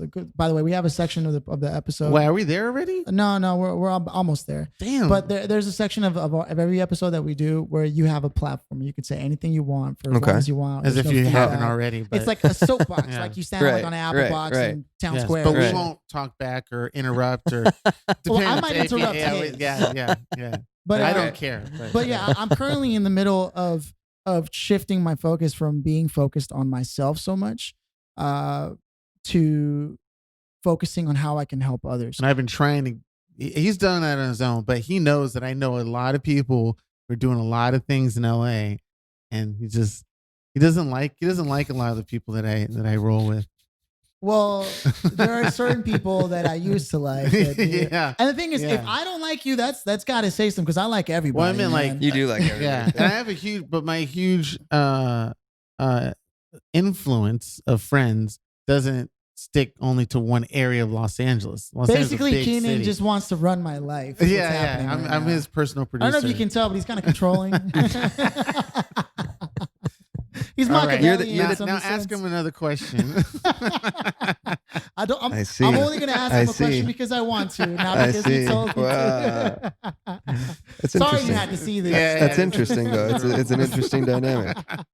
No. That's why we have Joe in here, because he keeps us all level. Joe's the proverbial alpha male, but really he's just that regular ass guy. You know? He's just Joe. Yeah, just comes in. He's like, "What's up?" Lays down a fat nut and then walks out. So.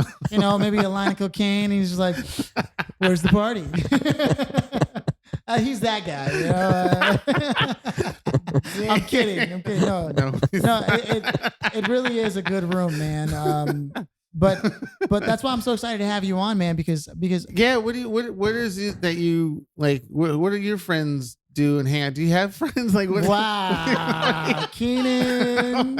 I mean, you're working so hard. Like, I see you have eyebrows, but do you also have elbows by any chance? Like, let me clarify. You stick to the jokes. I'll keep the questions going. No, I'm letting you two riff. This is great. But I wish I had a cricket sound. I did have a cricket sound. So there was a point in time where we were trying to put like sound samples in, but then we got so distracted by just I'm sure. We're having way too much fun. I'm sure. The screaming one was hilarious. Do you actually listen to any other podcasts? Or like, I do listen to Joe Rogan for sure. Yeah. Just certain episodes. Yes. Certain episodes. The sleep one was very illuminating. Okay. He talked about sleep, like patterns and things. Well, he was talking to he had like a sleep scientist, right? Yeah, like this guy that came on and talked a lot about that, because I haven't been sleeping too well this year. Dude, I know. Mostly because of touring. But feeling, man. Yeah, sleep is so important, bro. Like, do you do like the CBD oils or weed or whatever to help? That I hear that helps. I mean, it's legal now, so. Oh wait, I forgot. No, your legal contract. You don't. Just wink or nod your. No, I'm not gonna. Ladies and gentlemen, he is no. He has a whole reggae consenting album. Adults, right? Remember that? That's not a Adidas sign. That's a weed sign, bro. No, I will stand by the, the very, very amazing benefits of the marijuana plant. Yeah. So a lot of people, I'm definitely 420 friendly. But no, like everything in moderation. You know what I'm saying? Yeah. Yes. But don't smoke yourself retarded. I've seen some shit, man. Some brilliant people just go down in flames. Well, some people say that weed is supposed to help intelligence grow, like your thought process, and when you're reading. If you're already like smart. Yeah. I feel like it can definitely get you into some amazing headspaces and just ways of thinking. But like, yeah, it can. I feel like it's not productive. Like it doesn't help your productivity except for certain things. Like I will clean the shit out of my house. Oh yeah. If I smoke some sativa, like I will just go. I will go. Okay. I'm a neat until freak. the whole place is. Yes, I'm very neat freak. Oh, you are. But see, that's the thing is like if I have to be out and about or in public and functional or anything like You that, do- yeah, the you last thing can't- I you need can't do is weed. I'm But so that's not- paranoid on that's a not- show, I'll never do a show high I don't or know how anything people like that. do that. I don't know Or how like they're people do. mad on crack, not Yeah. crack. I know mean, people that cocaine. have done it, but I do it, but I can't do it. Yeah, I Yeah, there's can't do like it. full on sessions where they're passing blunts around. Oh, and like, bro. Oh yeah. I get Yeah. cotton mouth so easy, dude. Yeah, So yeah. easy. Dude, we got I think it it's because last of the night. coffee. What we didn't smoke weed last night, man? What do you mean? Well, cotton mouth. Well, we Oh, had dry mouth. We had dry mouth. Yeah, that's because Yeah. we had like an impossible burrito, We had an bunch of shit. Oreo milkshake. It was like coffee. Like It was a good. Well, what is a day where you come home or you're just in the moment experiencing, going, damn, this is a great ass day. Like, what Man, is your perfect day? my perfect day? because we kind of had one yesterday, It was and pretty cool. Yeah. We went to go see the Jurassic Park at the Hollywood Bowl, Yes. like, Oh, with the nice. symphony and shit. and we hung Oh, out wow. prior to that Yeah, just yeah, a little just bit, talking and then shit. after that, I Wow. mean, Thanks to Joe, who's not here. Yes, thanks, Joe. Thank He you, gave Joe. us We his appreciate your tickets. support. But it was the whole function It of the was just a day, good the day. music we listened to, the environment, the atmosphere, the temperature, the weather, what Yeah. we've seen and saw, and it was just like, it was crazy. It was like, it was a good day. and the feeling of knowing that tomorrow was Sunday, so we really didn't have Exactly. to. No It was like care. the Yeah. Ice Cube song. It Yeah. was just, wow. Exactly. What's like that for I yourself? think the beach. I think The like beach? like a Nice. You day surf? in like Malibu or Venice or something Mm. like, and I don't necessarily have to surf that day. Like I love surfing, but for me it's just being more so with friends out at the beach Yeah. on a sunny day. You know, maybe a little drink here, a little smoke here, Yeah. Mm. or like a pool party or something like that. Just a nice Okay. sunny day with good food and drink and friends Yeah. and you know, music playing and just, you know, and then like maybe a barbecue or like in the evening Yeah. you go out, hit the town or walk around with some friends or ride some bikes. I just like being outside, Yeah. enjoying everything LA Being has to alive. offer. Yeah. Because what LA can offer more than just Hollywood. Yeah. And a lot of people don't really notice or realize that unless they're stuck here, Yeah. and then they get jobs and they realize there's, people in other cities. Yeah. But yeah, LA has. I keep saying at the end of a lot of my soapboxes, LA has, go out and explore, go out and do some. LA has. Yeah, Keenan is it's a always big-ass doing city. something, dude. Keenan is so social. Always. Philly just invited me to something tonight, which he swears he told me yesterday, but I don't Uh-oh. remember. Uh-oh. Yeah, But my buddy. what? You can just talk over me, go into it. Piece of shit. You know what? Fine. Finish your shit. No, And no, I'll no, no. fucking. I do insist, please. This is my. Oh my God. Yeah, and we're friends.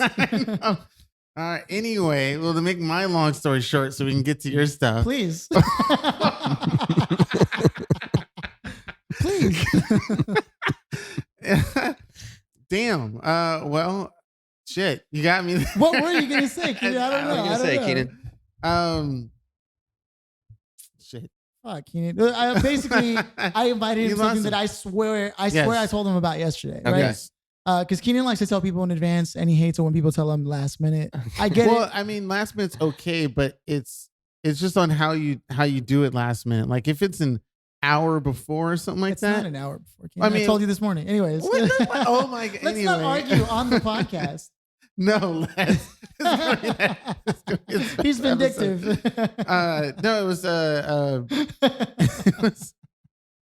it was just that it would be a lot easier if I didn't say yes to so many things, because FOMO. prior to coming over Mm. here I said Yeah. yes to hang out with some friends in downtown tonight. So I'm like, oh, your real and then- friends, huh? yes, my real Oh, friends. You see, I that's see what's how it really is. going I down. see But how then, it is. my buddy, he went to Lars, to Los Angeles Recording School, Yeah. the film school also, and he's having it's his birthday. He's a rapper. He's But got a little studio up in I East think I LA. learned he does LR, some wild yeah. stuff. I saw some Instagram posts.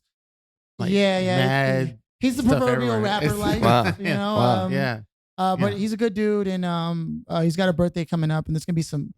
I mean, Mad. it's gonna be It's just gonna a be little those- barbecue. It's gonna be orgies. I don't know about that. But he's also got like his family coming through, so I doubt oh, it's so gonna no, happen. so yeah, damn it, no. But no, it was just something to do, man. You know, he's gonna be his buddy lives out of the apartments on Vine and Sunset. You know, Well, I Yeah. know, I know Yeah. LR. Yeah. You I know don't which ones I'm a few talking times. about. Yeah. I'm sure you know someone that lives in those. I don't. No, I don't. okay, I'm sure. No. like a bunch of YouTubers living Wait, there. that's where it's at? Okay. One of those Yeah, apartments? yeah, somewhere Fuck, in there. Now I gotta go. And but again, I'm not promising anything. It's just gonna be a couple people hanging out. There's no fan. One of the guys actually that I know he's gonna invite is like part of Jive or like Capital, one of those two Okay, labels. okay. He's like an A&R. But yeah, it's just a barbecue. You know what I mean? I was just inviting you because I know that you like to go to music things. So that's why I was telling Wait, they're you. playing music, live music there? I don't know, but Oh. I know they're gonna have food and it's Dude, I was at musicians. some weird shit yesterday when I was waiting for Philly to come to, because I was meeting up in Highland Park. There's this like little area. It's like a small little park right before the entrance to the freeway, like on a hill. And it was like some wild ambient hippie like cult music. Like it was In my weird. neighborhood? It was like something where I was like, they might be passing around like the red Kool-Aid or something like that. It was trippy as Dang. fuck. But it was just some random shit in I don't Highland know Park. what you- I don't know what you're That's smoking, heavy. man, but maybe if it I was the was yoga smoking spot anything. across the street, that makes sense. Yeah, it was. Yeah. Oh, yeah, yin kinship. Not the building, but the outdoor area. Next to the theater? No, further down the hill before you get onto the freeway on 26th Street. Oh, After yeah, no. Yeah. yeah. it's I don't know. That's not Highland Park anymore. That's like, I don't know. That's not developed yet. It still needs Dang. gentrification. Oh, shit. I'm actually a fan of gentrification, believe it or not. I think that, please let us know how you love white people taking over our community. Whoa. And- I'm 61% British Irish. I know, So which makes you're this even more insulting me. fucked up. Look, man, I see it like this, right? If you're a homeowner and you're not taking care of your community and you're throwing bags of hot Cheetos all over the floor and devaluing your property to the point where it becomes affordable for somebody to buy you out, Mhm. that's your fucking fault. Mhm. And that's just the truth. And I hate to be that guy, but I'm going to have to be because I care. Like, I don't want to see people who've been living there for a long time get priced out, but you got to take care of your communities. I know. You got to trim your front yards. Our own community should be putting up Starbucks and stuff like that and malls and whatnot. The challenge is that seed capital doesn't exist, but that's for a whole nother reason. And the only way to change that is to do it the way every other challenge community started off, by banding together, sacrificing a little, taking the jobs where you're a tailor or this or that, saving your money, helping other people who come through, giving them some money to help them start up. Like, it's got to be communal. But Yeah. the land community itself, for example, is totally divided. Latin and Black community. I mean, Totally it divided. was the area that I used to live in, or that I'm going to live in. Well, shit, all those areas: Inglewood, Compton, South Central, all that stuff. Used to be a very nice neighborhood. Mhm. You can tell by the way the houses and the styles that they Yeah. were built. Yeah. Even my grandfather, who lives in Compton, still has this really nice 2-bedroom living room den. Looks like something from the 50s and whatnot. Yeah. But he keeps the lawn and everything, Yeah. clean. Whereas all the other, Oh, yeah, I've been to your house. That block is clean as hell. yeah, and it's just And then, like, you go over to the street and it's like, whoa, I know, shit. you kind of wonder, where did things go wrong? You can say Yeah. drugs, you can say Drugs. gangs, you can say, but it's like, at what moment it was a gradual thing. It wasn't Yeah. all of a sudden the next day No, exactly. guns and drugs and No, gangs no. come in, like, we're changing this shit up. No.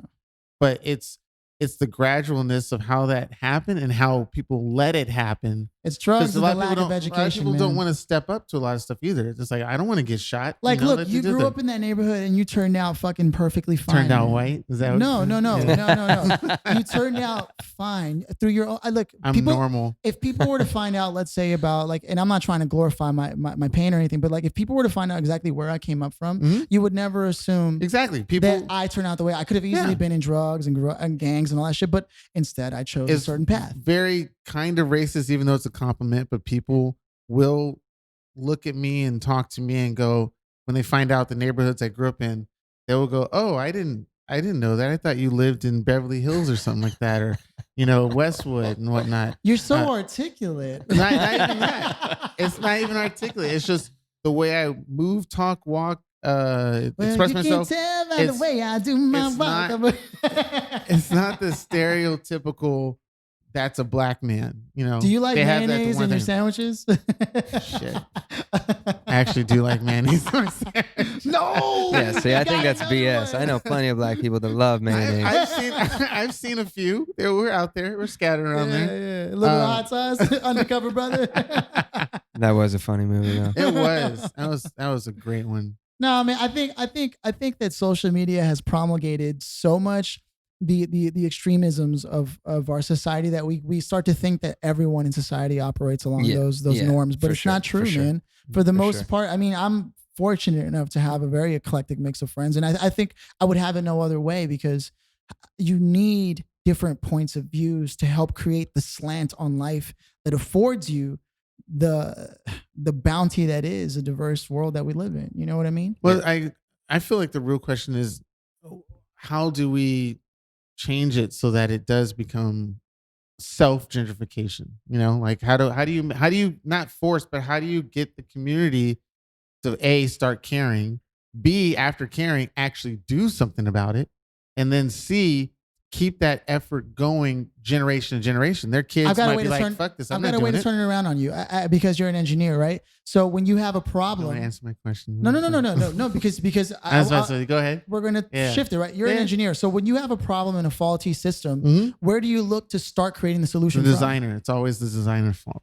The designer's fault, right? Fuck them. So fucking assholes think they can just make all the changes they want. I told them to use a 3/8 bolt, and they used the 1/4 bolt, and now we're all fucked. Keenan's work always bleeds into the podcast, by the way. He designs roller coasters. Can you believe this shit? It's actually, kid you not, the clients and the designers, the project managers, they always fuck it up, because even in the engineering world, you have ego, especially the engineering world. And this was kind of going to be my soapbox, but well, we're like there, so we could. Well, I could save one of them for later, but and he's got plenty to complain about. And the guests usually go. You know what grinds my gears? The guests tend to usually go first, but he's just gonna break all the rules. Break them. No, it was just normally, even in a company like SpaceX, I know a few engineers there and machinists. And I know people who are in the business side of it, and there's a lot of office politics in the business side of that company. A lot of the engineers are like, they're getting overworked, and there a lot of miscommunication, and they do something one way, and the fabricators and machinists do it a different way, and then the project manager does it a different way, and then somebody who's designing the whole thing has a whole like there's not a one thing, this has to be this way. Even in my company, the project managers would constantly make changes. I even had a little sit down with my boss recently about my frustration, where a lot of people were making changes without notifying me or telling me at all. So you could follow the chain of command of where. Yeah. And they want to make things very strictly in military style. And it's like, you're not doing it right. And every people are getting different tasks and taking over other people's projects and stuff like that. But I see it a lot, not just in that company, but in other companies I work for. People who are not actually making the product tends to put their finger in and say, well, I want it this color, I want it this finish, I want it this piece of metal. And it's like, as the engineer and sometimes the designer, we go, that won't fit into that piece. That won't work that way. That metal will corrode and rust after a week or something like that. A lot of people don't get it. The one thing I usually sum it up to a saying is that clients, for some dumb reason, want you to make a cup with a hole cut out at the bottom of it, but still retain water. That's usually how it goes. Right. And so, like, just not to get too far away from the point. And the reason I was trying to, because you think in that fashion, I was trying to like say, how would I solve it? So because you're asking like, how can we get like the communities to improve? And I'm trying to tell you, well, if you look at any problem, especially when you have a schematic and you're looking at it, and there probably are people who are jumping in and putting shit and not communicating that they've changed things and creating these issues in communities. Yeah, I know people on my block that wouldn't put any effort into changing anything in the community. Let's say fucking Obama comes in on the street. Hey, we're gonna do some changes. I just need you to mow your lawn once a week. Not like, why the fuck would I mow my lawn? That's the point I was trying to get, is a lot of change has to come from inside, man. Yeah, it does. And then that's what I'm saying is like, maybe we're not asking the right questions. And there are people who will be like, no, it's the man, or whether it is or it isn't doesn't matter, because the only people, or it's like the 7 Habits of Highly Effective People by Stephen Covey, right? You have your circle of influence and your circle of concern. And the longer you worry about the circle of concern, which is external circumstances and factors, you won't increase the size of your circle of influence to one day be able to impact your circle of concerns. But most people, where they should be spending their time is in their circle of influence. Like I can call Steph, I can call Keenan, I can help you guys, I can ask for a meeting. Like those are things I can influence to some degree, but I can't call Trump and be like, yo, what the fuck? Or your rhetoric's kind of crazy. Or there are things that I can't influence yet. So I need to stick to where I can influence. And eventually when you focus on your circle of influence, it expands, but that is an internal driver. Yeah. So people will say, oh, well, I would be inspired if it wasn't for the government, this or that. It's like, the longer it's very Buddhist, right? I mean, the nothing external is affected, man. It's all inside. And what are you saying about the community with this? Like they should fix it within themselves before they actually fix the community? Yeah, I feel like a lot of people have, because I grew up, man, I don't want to go into it, but suffice it to say that I have just as much excuse as anybody else to say, fuck it. If I'll be damned if I do, damned if I don't. Life sucks and whatever. But, and I don't like to say but, so I'll shift it to and. And if you take that mentality, it'll only get you so far. Mm-hmm. It may not be your fault to have started in the race wherever you started. Yes, are there people who have 6, 7 generations of a family that was here in America and got to build wealth or whatever before you, and you're starting at level 1 where they're at level 7? Yeah. And you can't be mad at them. That's them. That's there. And has there been in social injustice? When has there not been social injustice? That shouldn't factor into whether you can do the best that you can do for you and those that you love on an everyday basis. And yet we constantly find reasons to allow ourselves to succumb to those lesser energies and to use them as excuses for why we ourselves can't be our most excellent self. Right. You know? And right. I'm just as victim to that folly as anyone else. But like I try. What happened, Keenan? Joe just texted me. What'd he say? He's here. Joe's here outside? Yes. Well, our other host, LA. He sent me a message. Okay. This is news on the podcast. All right. Beep, beep, beep, beep, beep, beep, beep. Breaking news. We might have to call him and do a, oh no. Okay. No, he wants to be on the phone? Fuck that, dude. So he says, this is it's 5:40 right now. Is it? Fuck. Yeah, I know. Okay. At 5:31. Yeah. I can read. Come on, just give me a shot. All right. Fuck. He sent a gif of Colbert like crying in tears, saying, "I just feel like my heart is going to burst because it's full of rainbows." Okay, so what do you guys do in your personal time? Because that he sent this to the group chat, Phil. And if you paid attention to the group chat, yeah, I never look at text. No, he doesn't. And then he says, "Is at 5:31?" He says, "I'm home," and then after that it says, "Barely missed the pod." Oh yeah, let him. It's cool, dude. We're about to wrap up in a little bit. I know, but does that mean he was trying to come over here and do it? I don't know, but let him rest. Should we have done this later? No, but he can come hang out. We got to do it over, guys. Are you the whole thing? Whole thing. Go. Whole thing. And look, this is on recording, so he's gonna hear it and probably say like, "Fuck you, Philly." I know, probably will. But so what is this? Let him rest. Are we at 2 hours? We're just about. Yeah, so we should probably. I don't know. I want to give our guest the soapbox. As ample time as he wants to get the feedback from us on any, because I'm curious, we never really have our guests ask us questions. Oh, but I mean, I don't know if you got. We got to turn the tables. Yeah, I mean, Steph's it's cool because we don't have to. This is not really meant to be an interview per se. It's just like we're just having a conversation. We're just talking about anything. Absolutely. A lot of times, and I've noticed this, that a lot of times guests will not bring up questions of their own as a group open discussion or towards one of us. Right. Well, that's because nobody cares about what we have to say. I don't know. But is there anything that was on your mind that you might want to get a thought and opinion from Philly or from me or something like that? Well, I am curious. Like, so you grew up in LA? Yes. Keenan? Yeah, I was born in Oakland. Okay. And my family moved down here when I was like 6 into Linwood. Okay. And then after Linwood, we all moved to Compton. Okay. Where some of us still reside. And then after Compton, we moved to Inglewood. Okay. And then I was there for about 11 years, up junior high to high school, and then South Central currently for about 15 years from high school till now. Man, what was it like in the 90s in LA during the riots? I drove through the riots several times. It was one of our favorite mattress place or furniture, bedroom furniture got burnt down. We're really Wow. sad about that because they were very nice people. Wow. Um, I do remember having to stay inside the house and not being allowed to go anywhere. Yeah. And we had to take strict roads to go straight to school. Yeah. And we could see the fires and stuff like that happening.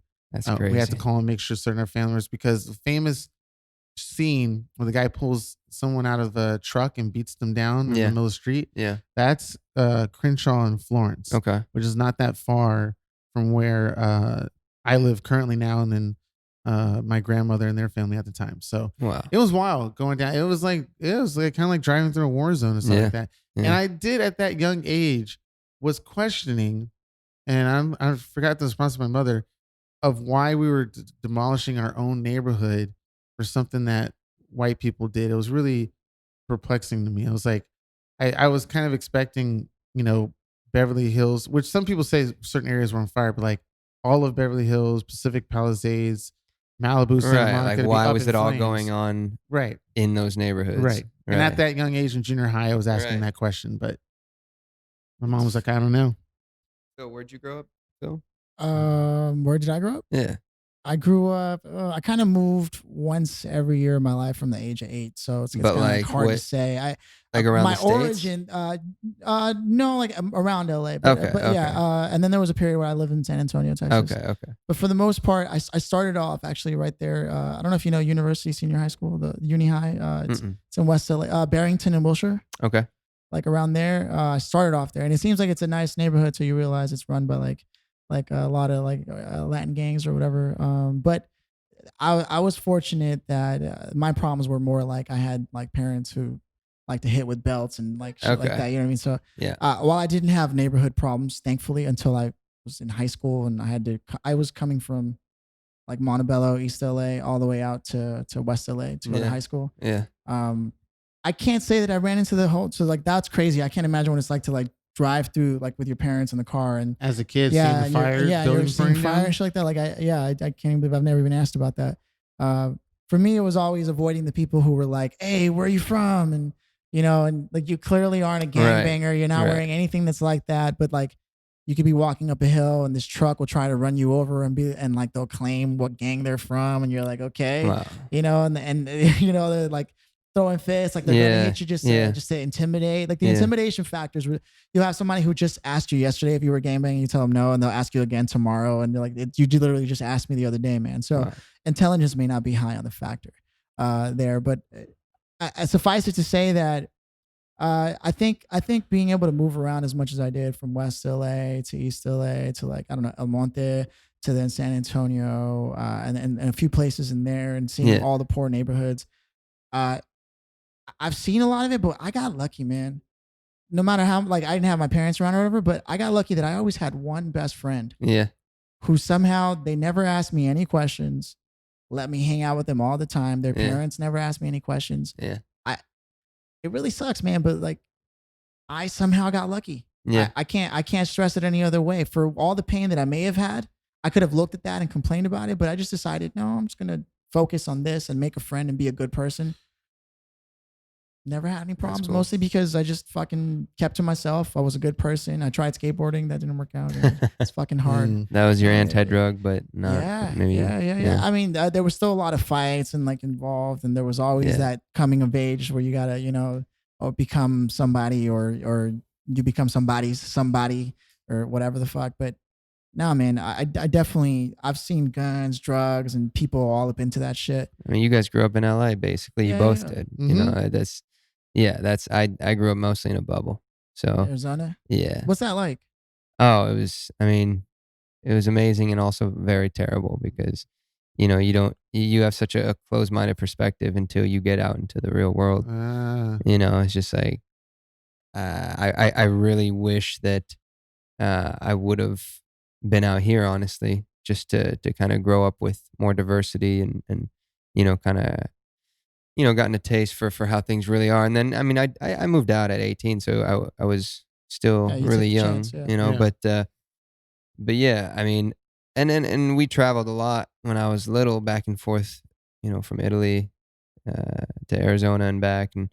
But see, Italy is also kind of a bubble. Like, it was much more metropolitan, Mm. where I was in Milan, and I would have like a city life with my friends, but it was still very, very white and very bubble, very, very conservative and not a lot of diversity and, uh, you know, exchange of different ideas and religions and lifestyles and stuff. So I just feel like, yeah, like, I don't know, maybe I would have, had a lot more to say and had a lot more opinions about things at an earlier age if I was exposed to certain things. And but then again, there's also the positive of that is that I grew up, you know, I had an amazing upbringing, like just like a picture perfect upbringing. I'm not that artist. I think I've told you before. Like I didn't grow up with a lot of struggle, Mm. but I did have amazing parents that taught me the values of respect and integrity and always taking somebody at face value and just I think, that's something that I'm super grateful for. That's why I feel like I'm very tolerant of most people because everybody has a story, everybody has a unique story and background, and so I try not to be quick to judge anybody, and that's just simply because of my parents' influence. But real world experience and actually, struggling and being with people that are going through certain things, whether it's civil rights struggles or you know poverty or discrimination or whatnot. Like I wasn't really around any of that when I was growing up, So until I moved here to LA, and then it was just like a super eye-opening Wow. experience. Okay. And I changed a lot when I moved out here. And I'll go back home to one of my homes. I'll go back to Arizona and um I'll talk to maybe some friends from middle school and high school that never left. And it's funny how their head is still in that bubble. Wow. Whoa. They're Okay. still stuck in that. You can see it. And that's when you realize, oh, no wonder Trump is our president Oh, okay. Yeah. because, Yeah. and I'll speak openly about that. I think, you know, uh, when you're on the coast, you're also kind of in a bubble because you wonder how is all this happening Mm. in the States? And then you go to the flyover states Yep. Yeah. and you Yep. realize, oh crap, this is all this. There's a whole conditioning over here. Mm. uh, people really are like this, and sometimes maybe it's not entirely their fault because this is what they're being fed. This is Yeah. this is the reality of this is their reality. Like you said, didn't even know that was a thing. Yeah. That heavily needed You know, of diversity in a lot of places. absolutely, Yeah. absolutely. Like human nature, unfortunately, many times it lends itself to fear what we don't understand. And so if you grow up like I was in a school with 2,000 people, maybe like 3 black kids, Mm-hmm. it's like naturally because it's so foreign to you, like somebody of another culture. You, a lot of times, our nature is to kind of to fear it and not really understand. And but then you know you come out to the melting pot, or you go to a more metropolitan area, and you realize people are people. Right. Everybody's the same. Everybody's just trying to make it in life. We're all trying to do the same thing, and that's just I feel like that is necessary for a lot of people in this country that should be forced growing up to have to study abroad and travel and go spend some time and not in like nice other places. Right, yes. Go to some third world countries and get some real experience. Yeah. Like the people who clearly have never worked a service job. Yeah. Yeah. Who are shit to people who are in Oh, service I jobs. was in service Yeah. my whole life up until finally not needing the part time anymore. But like that's why it's like, yeah, people need don't that exposure, understand. yeah. People don't Yeah. understand. Like that. I think that was a lot of what kind of like gave me, you know, kind of a perspective on, yeah, okay, I didn't grow up poor or anything, but I know what it means to work a minimum wage job Mm. and what the value of money is, and you know, I don't judge anybody for what they have or don't have, you know. Nice, No, I really nice. appreciate that you decided to take the conversation there, you know, and that you invited that and that Yeah, you it went there. Made real now. We can't, you can't joke it or anything. It's like, No. I It's in think the corner. Sorry, Keenan. this Damn. this might go down in history as one of the better episodes ever so far, Alright. only because of how real you decided to make it. You know what I mean? Oh, yeah. But we it's do just- love all our other guests that were here and like We don't have to defend it, man. We don't have to defend it. Damn. If they listen to this, they would understand. Like, Oh shit. no, because it always gets real, but that was really real, man. No, it was, yeah. That was a good And moment. Keenan's gonna take credit because it wouldn't happen if I didn't ask you. Oh, by the way, if you don't know yet, if you listen back to a couple episodes, Keenan always looks to take credit. And I have to do it on every episode. In Okay. fact, if he All books right. you a All right. show 6 Thanks, years later, he'll be Keenan. like, remember when I booked that show for you? Thanks, Keenan. Yeah, hook me up with that orgy. All right. So on that note, This changed everything. that's how I bring it back away from Bring it that. back. I'm all about the happy Reel it smiles. in. Reel it yeah. in. I would say I would joke on stuff that you're totally not to joke about, just so the vibe in the room Somebody's isn't so gotta do it. dismal. Somebody's Okay, gotta yeah. No, do not it. just dismal, because on a previous episode you'll find out or listen, you'll hear that I cracked a joke on my father who passed away just 24 hours prior, Oh, geez. and I cracked a joke just because it was just so down. Yeah. Keenan But knows how to bring it back. But I knew it was funny. I know it's funny. I know he's laughing about that. But anyway, so this is our soapbox. Okay. He Our soapbox. clipped it. He Soapbox. clipped it like if he was directing a movie. Right. Scene 2, take 1. Or how Joe would say it. Now we're into our soapbox. now, Now, ladies and gentlemen. business soapbox. Yes. Dun, dun, dun, dun. And Philly would usually do the explanation, or No, do just you in wanna general. Again, both it's of a us? soapbox, Yeah. and you know we kind of had like a little bit of three-way soapbox, soapbox. It yeah, was we like a did. soapbox orgy that we Yeah. just did. Oh, hey. But first suffice orgy. it to say that you now have the platform, Steph, Yes. and it's truly earned. You can talk about whatever you want to talk about right Thank now, you, man. bro. Anything you want to do. No reciprocation from me or Philly. As a matter of fact, I will suck on this wiener while Philly Oh will do God, something he's else. talking about the food that he ordered, food, guys. yeah. By the way, he's not touching he's not touching me. He's not touching Steph. Unless you want to be touched. Oh, no, I don't. I don't know. I thought he was playing footsie under the table. If only my legs were that long. Or it might not be my legs. I was waiting for that. As soon as he started, as soon as he said the word long, I was waiting for the next part. Okay, side note. Oh, here Phil we and I had go. a great joke about the length of my dick while I was sitting in his car in the passenger seat to be able to like open up the glove compartment. Like smelling And peanuts, sniff- like an elephant fucking trunk. And then I was joking about how I used the side airbag as a pillow. Oh my god. You can't get away from us. Man. Okay, so I think that just reminds me. I think there's a Chris Brown song where he says, "My dick can change the light." How great would that be? dude, How it would great save would me that so be? much time. Hell yeah.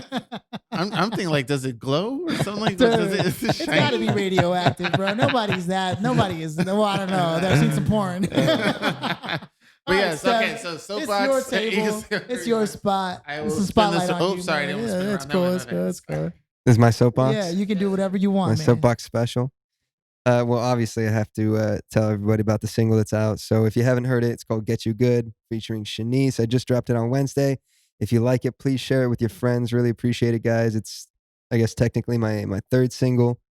And yeah, I'm really stoked about it. I love it. Spotify, all platforms? Spotify, Apple Under Music, STF? iTunes. STF is what you got to type in.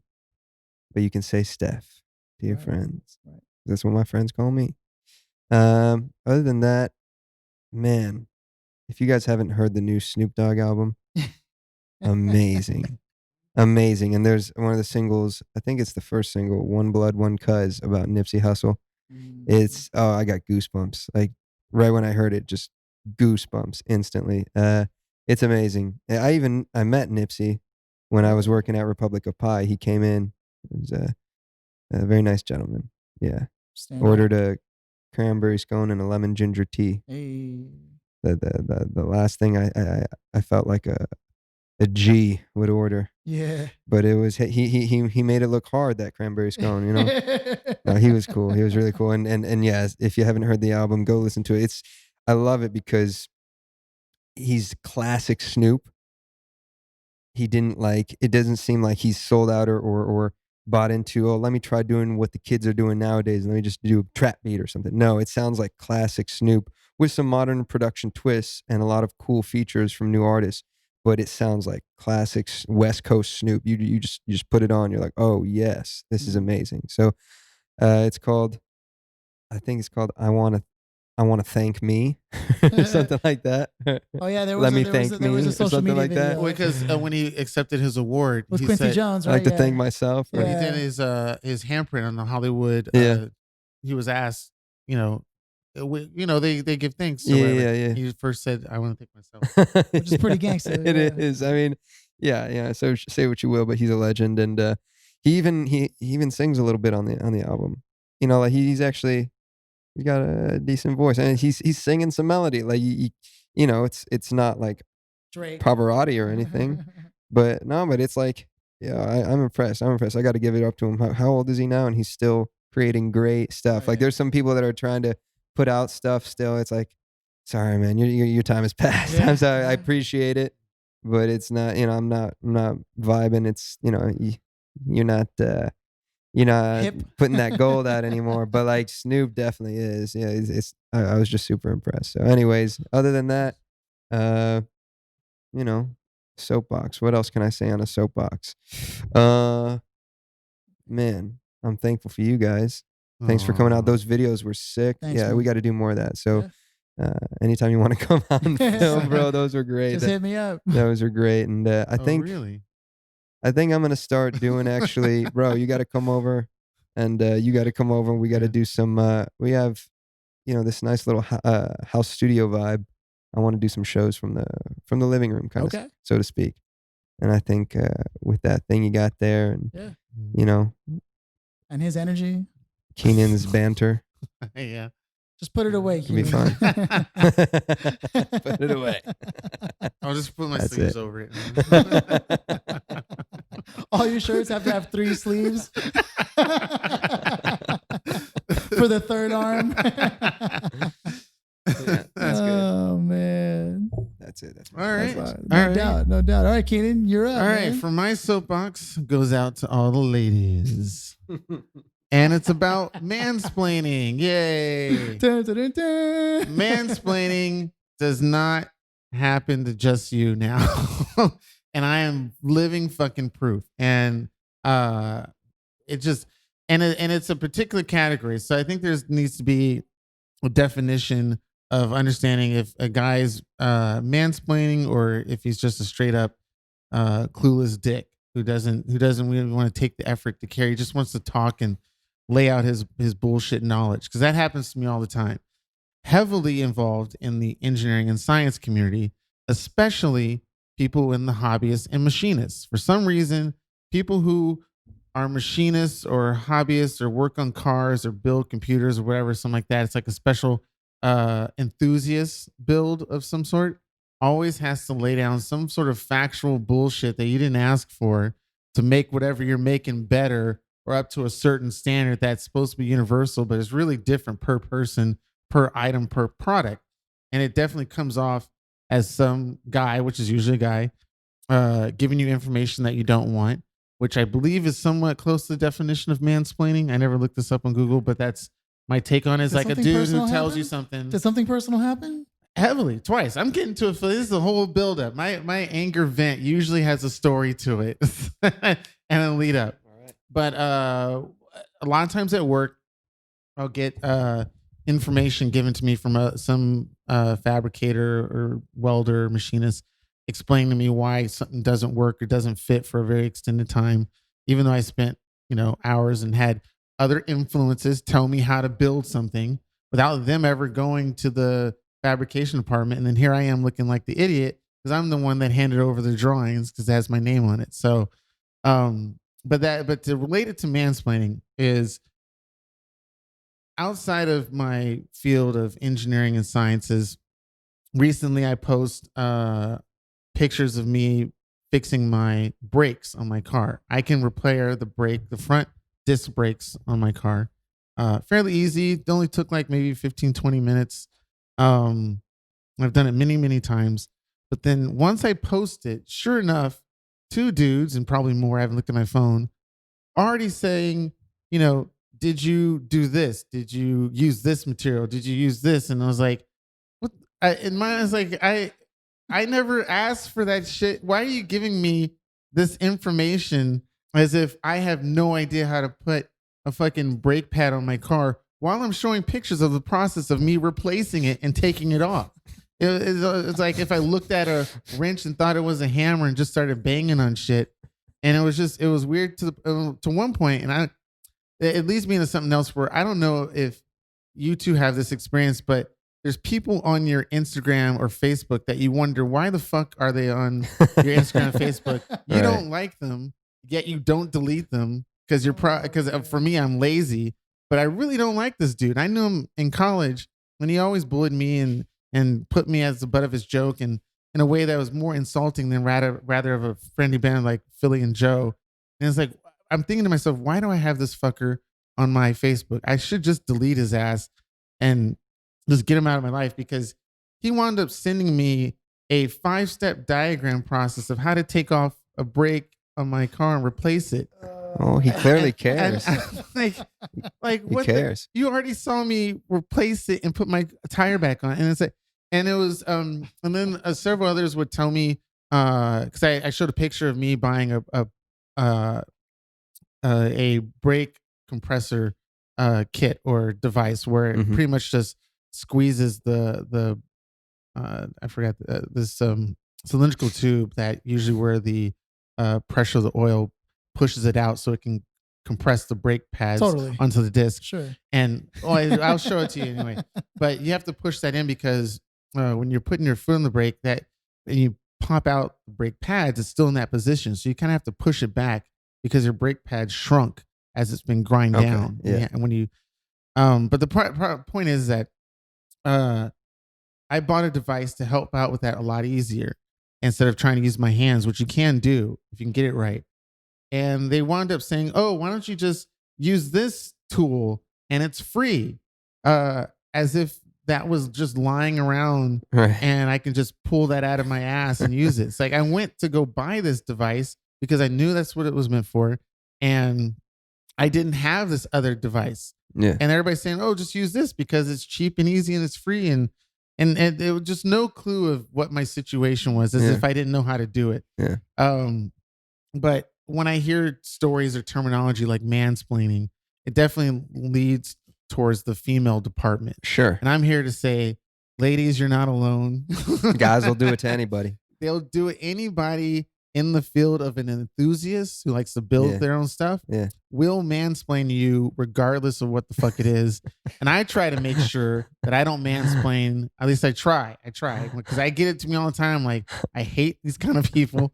I hope I don't do this to you. But if I do, mush your hand in my face or something. Let me know that I'm doing it because I hate that. So my soapbox is fuck dudes. Wait, what? I know, that was short. People who mansplain, it happens to everybody. It sucks that it happens to women all the time, but I am one of those rare breeds of people that have a bullseye on my forehead where somebody love to just tell me information I never even asked for. Man. So yeah, I'm here with you. Go out with me. I'm single. Date me.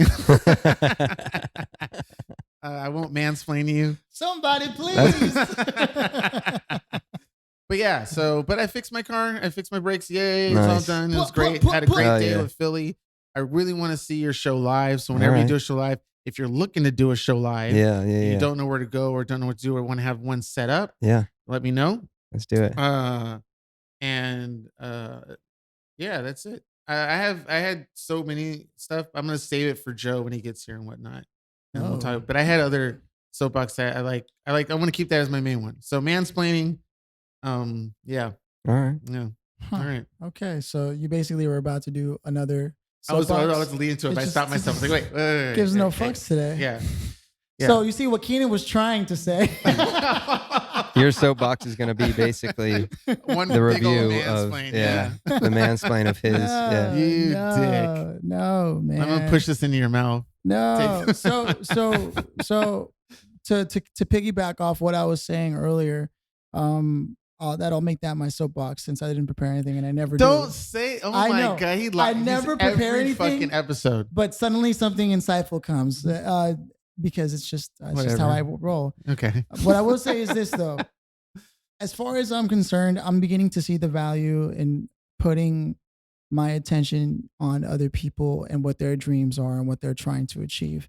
It's not that I'm like making myself the second fiddle, and I've always been careful of making sure that I'm not putting others' interests before my own to where it hurts me.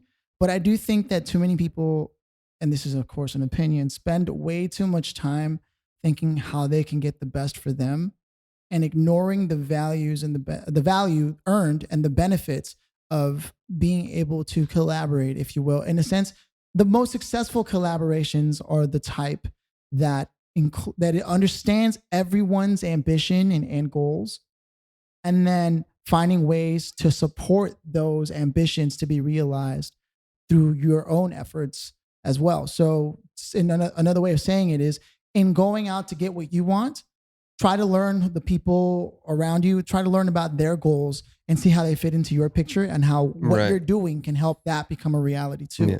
Because the more I shift my focus to that, the more I'm beginning to see that it's paying off. And you can't just do that with anybody, I'll be honest with you, especially when it comes to working with creative people. Part of my gripe for a long time was that there's a certain work ethic that doesn't exist equally amongst everyone creative. And so you know, people who don't have any of their own work ethic will never respect yours. But yeah, try. If you're used to being the person that thinks it's a cutthroat world out there and you gotta do it, sure enough, it is. And there are those people. But when you're doing the marathon, you know, shouts to Nipsey kind of thing. Mm-hmm. When you're doing the marathon, it really is better that you are someone that's looking out for others just as much. Otherwise, you will spend the rest of your days in a cutthroat environment designed by your own hand. Yeah. So that's my soapbox. For sure. Yeah. Work on it. And of course, again, I didn't prepare it. Yeah.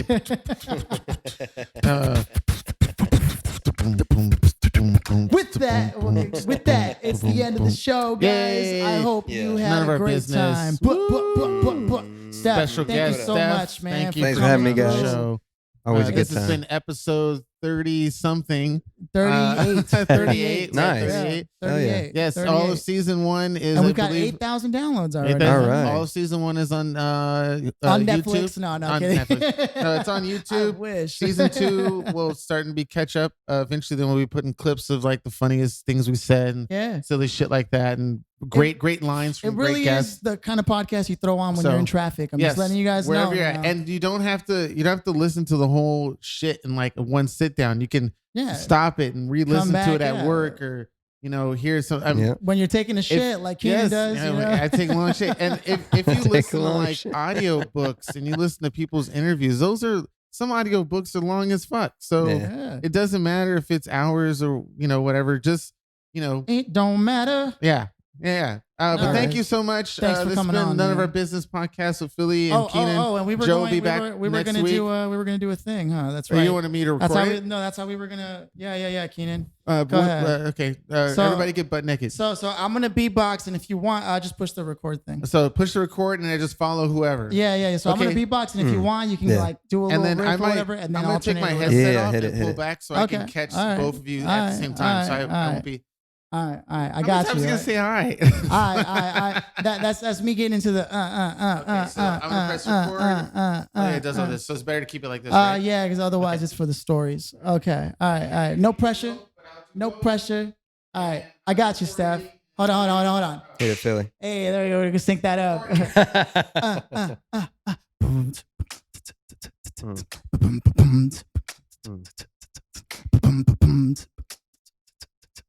Yeah.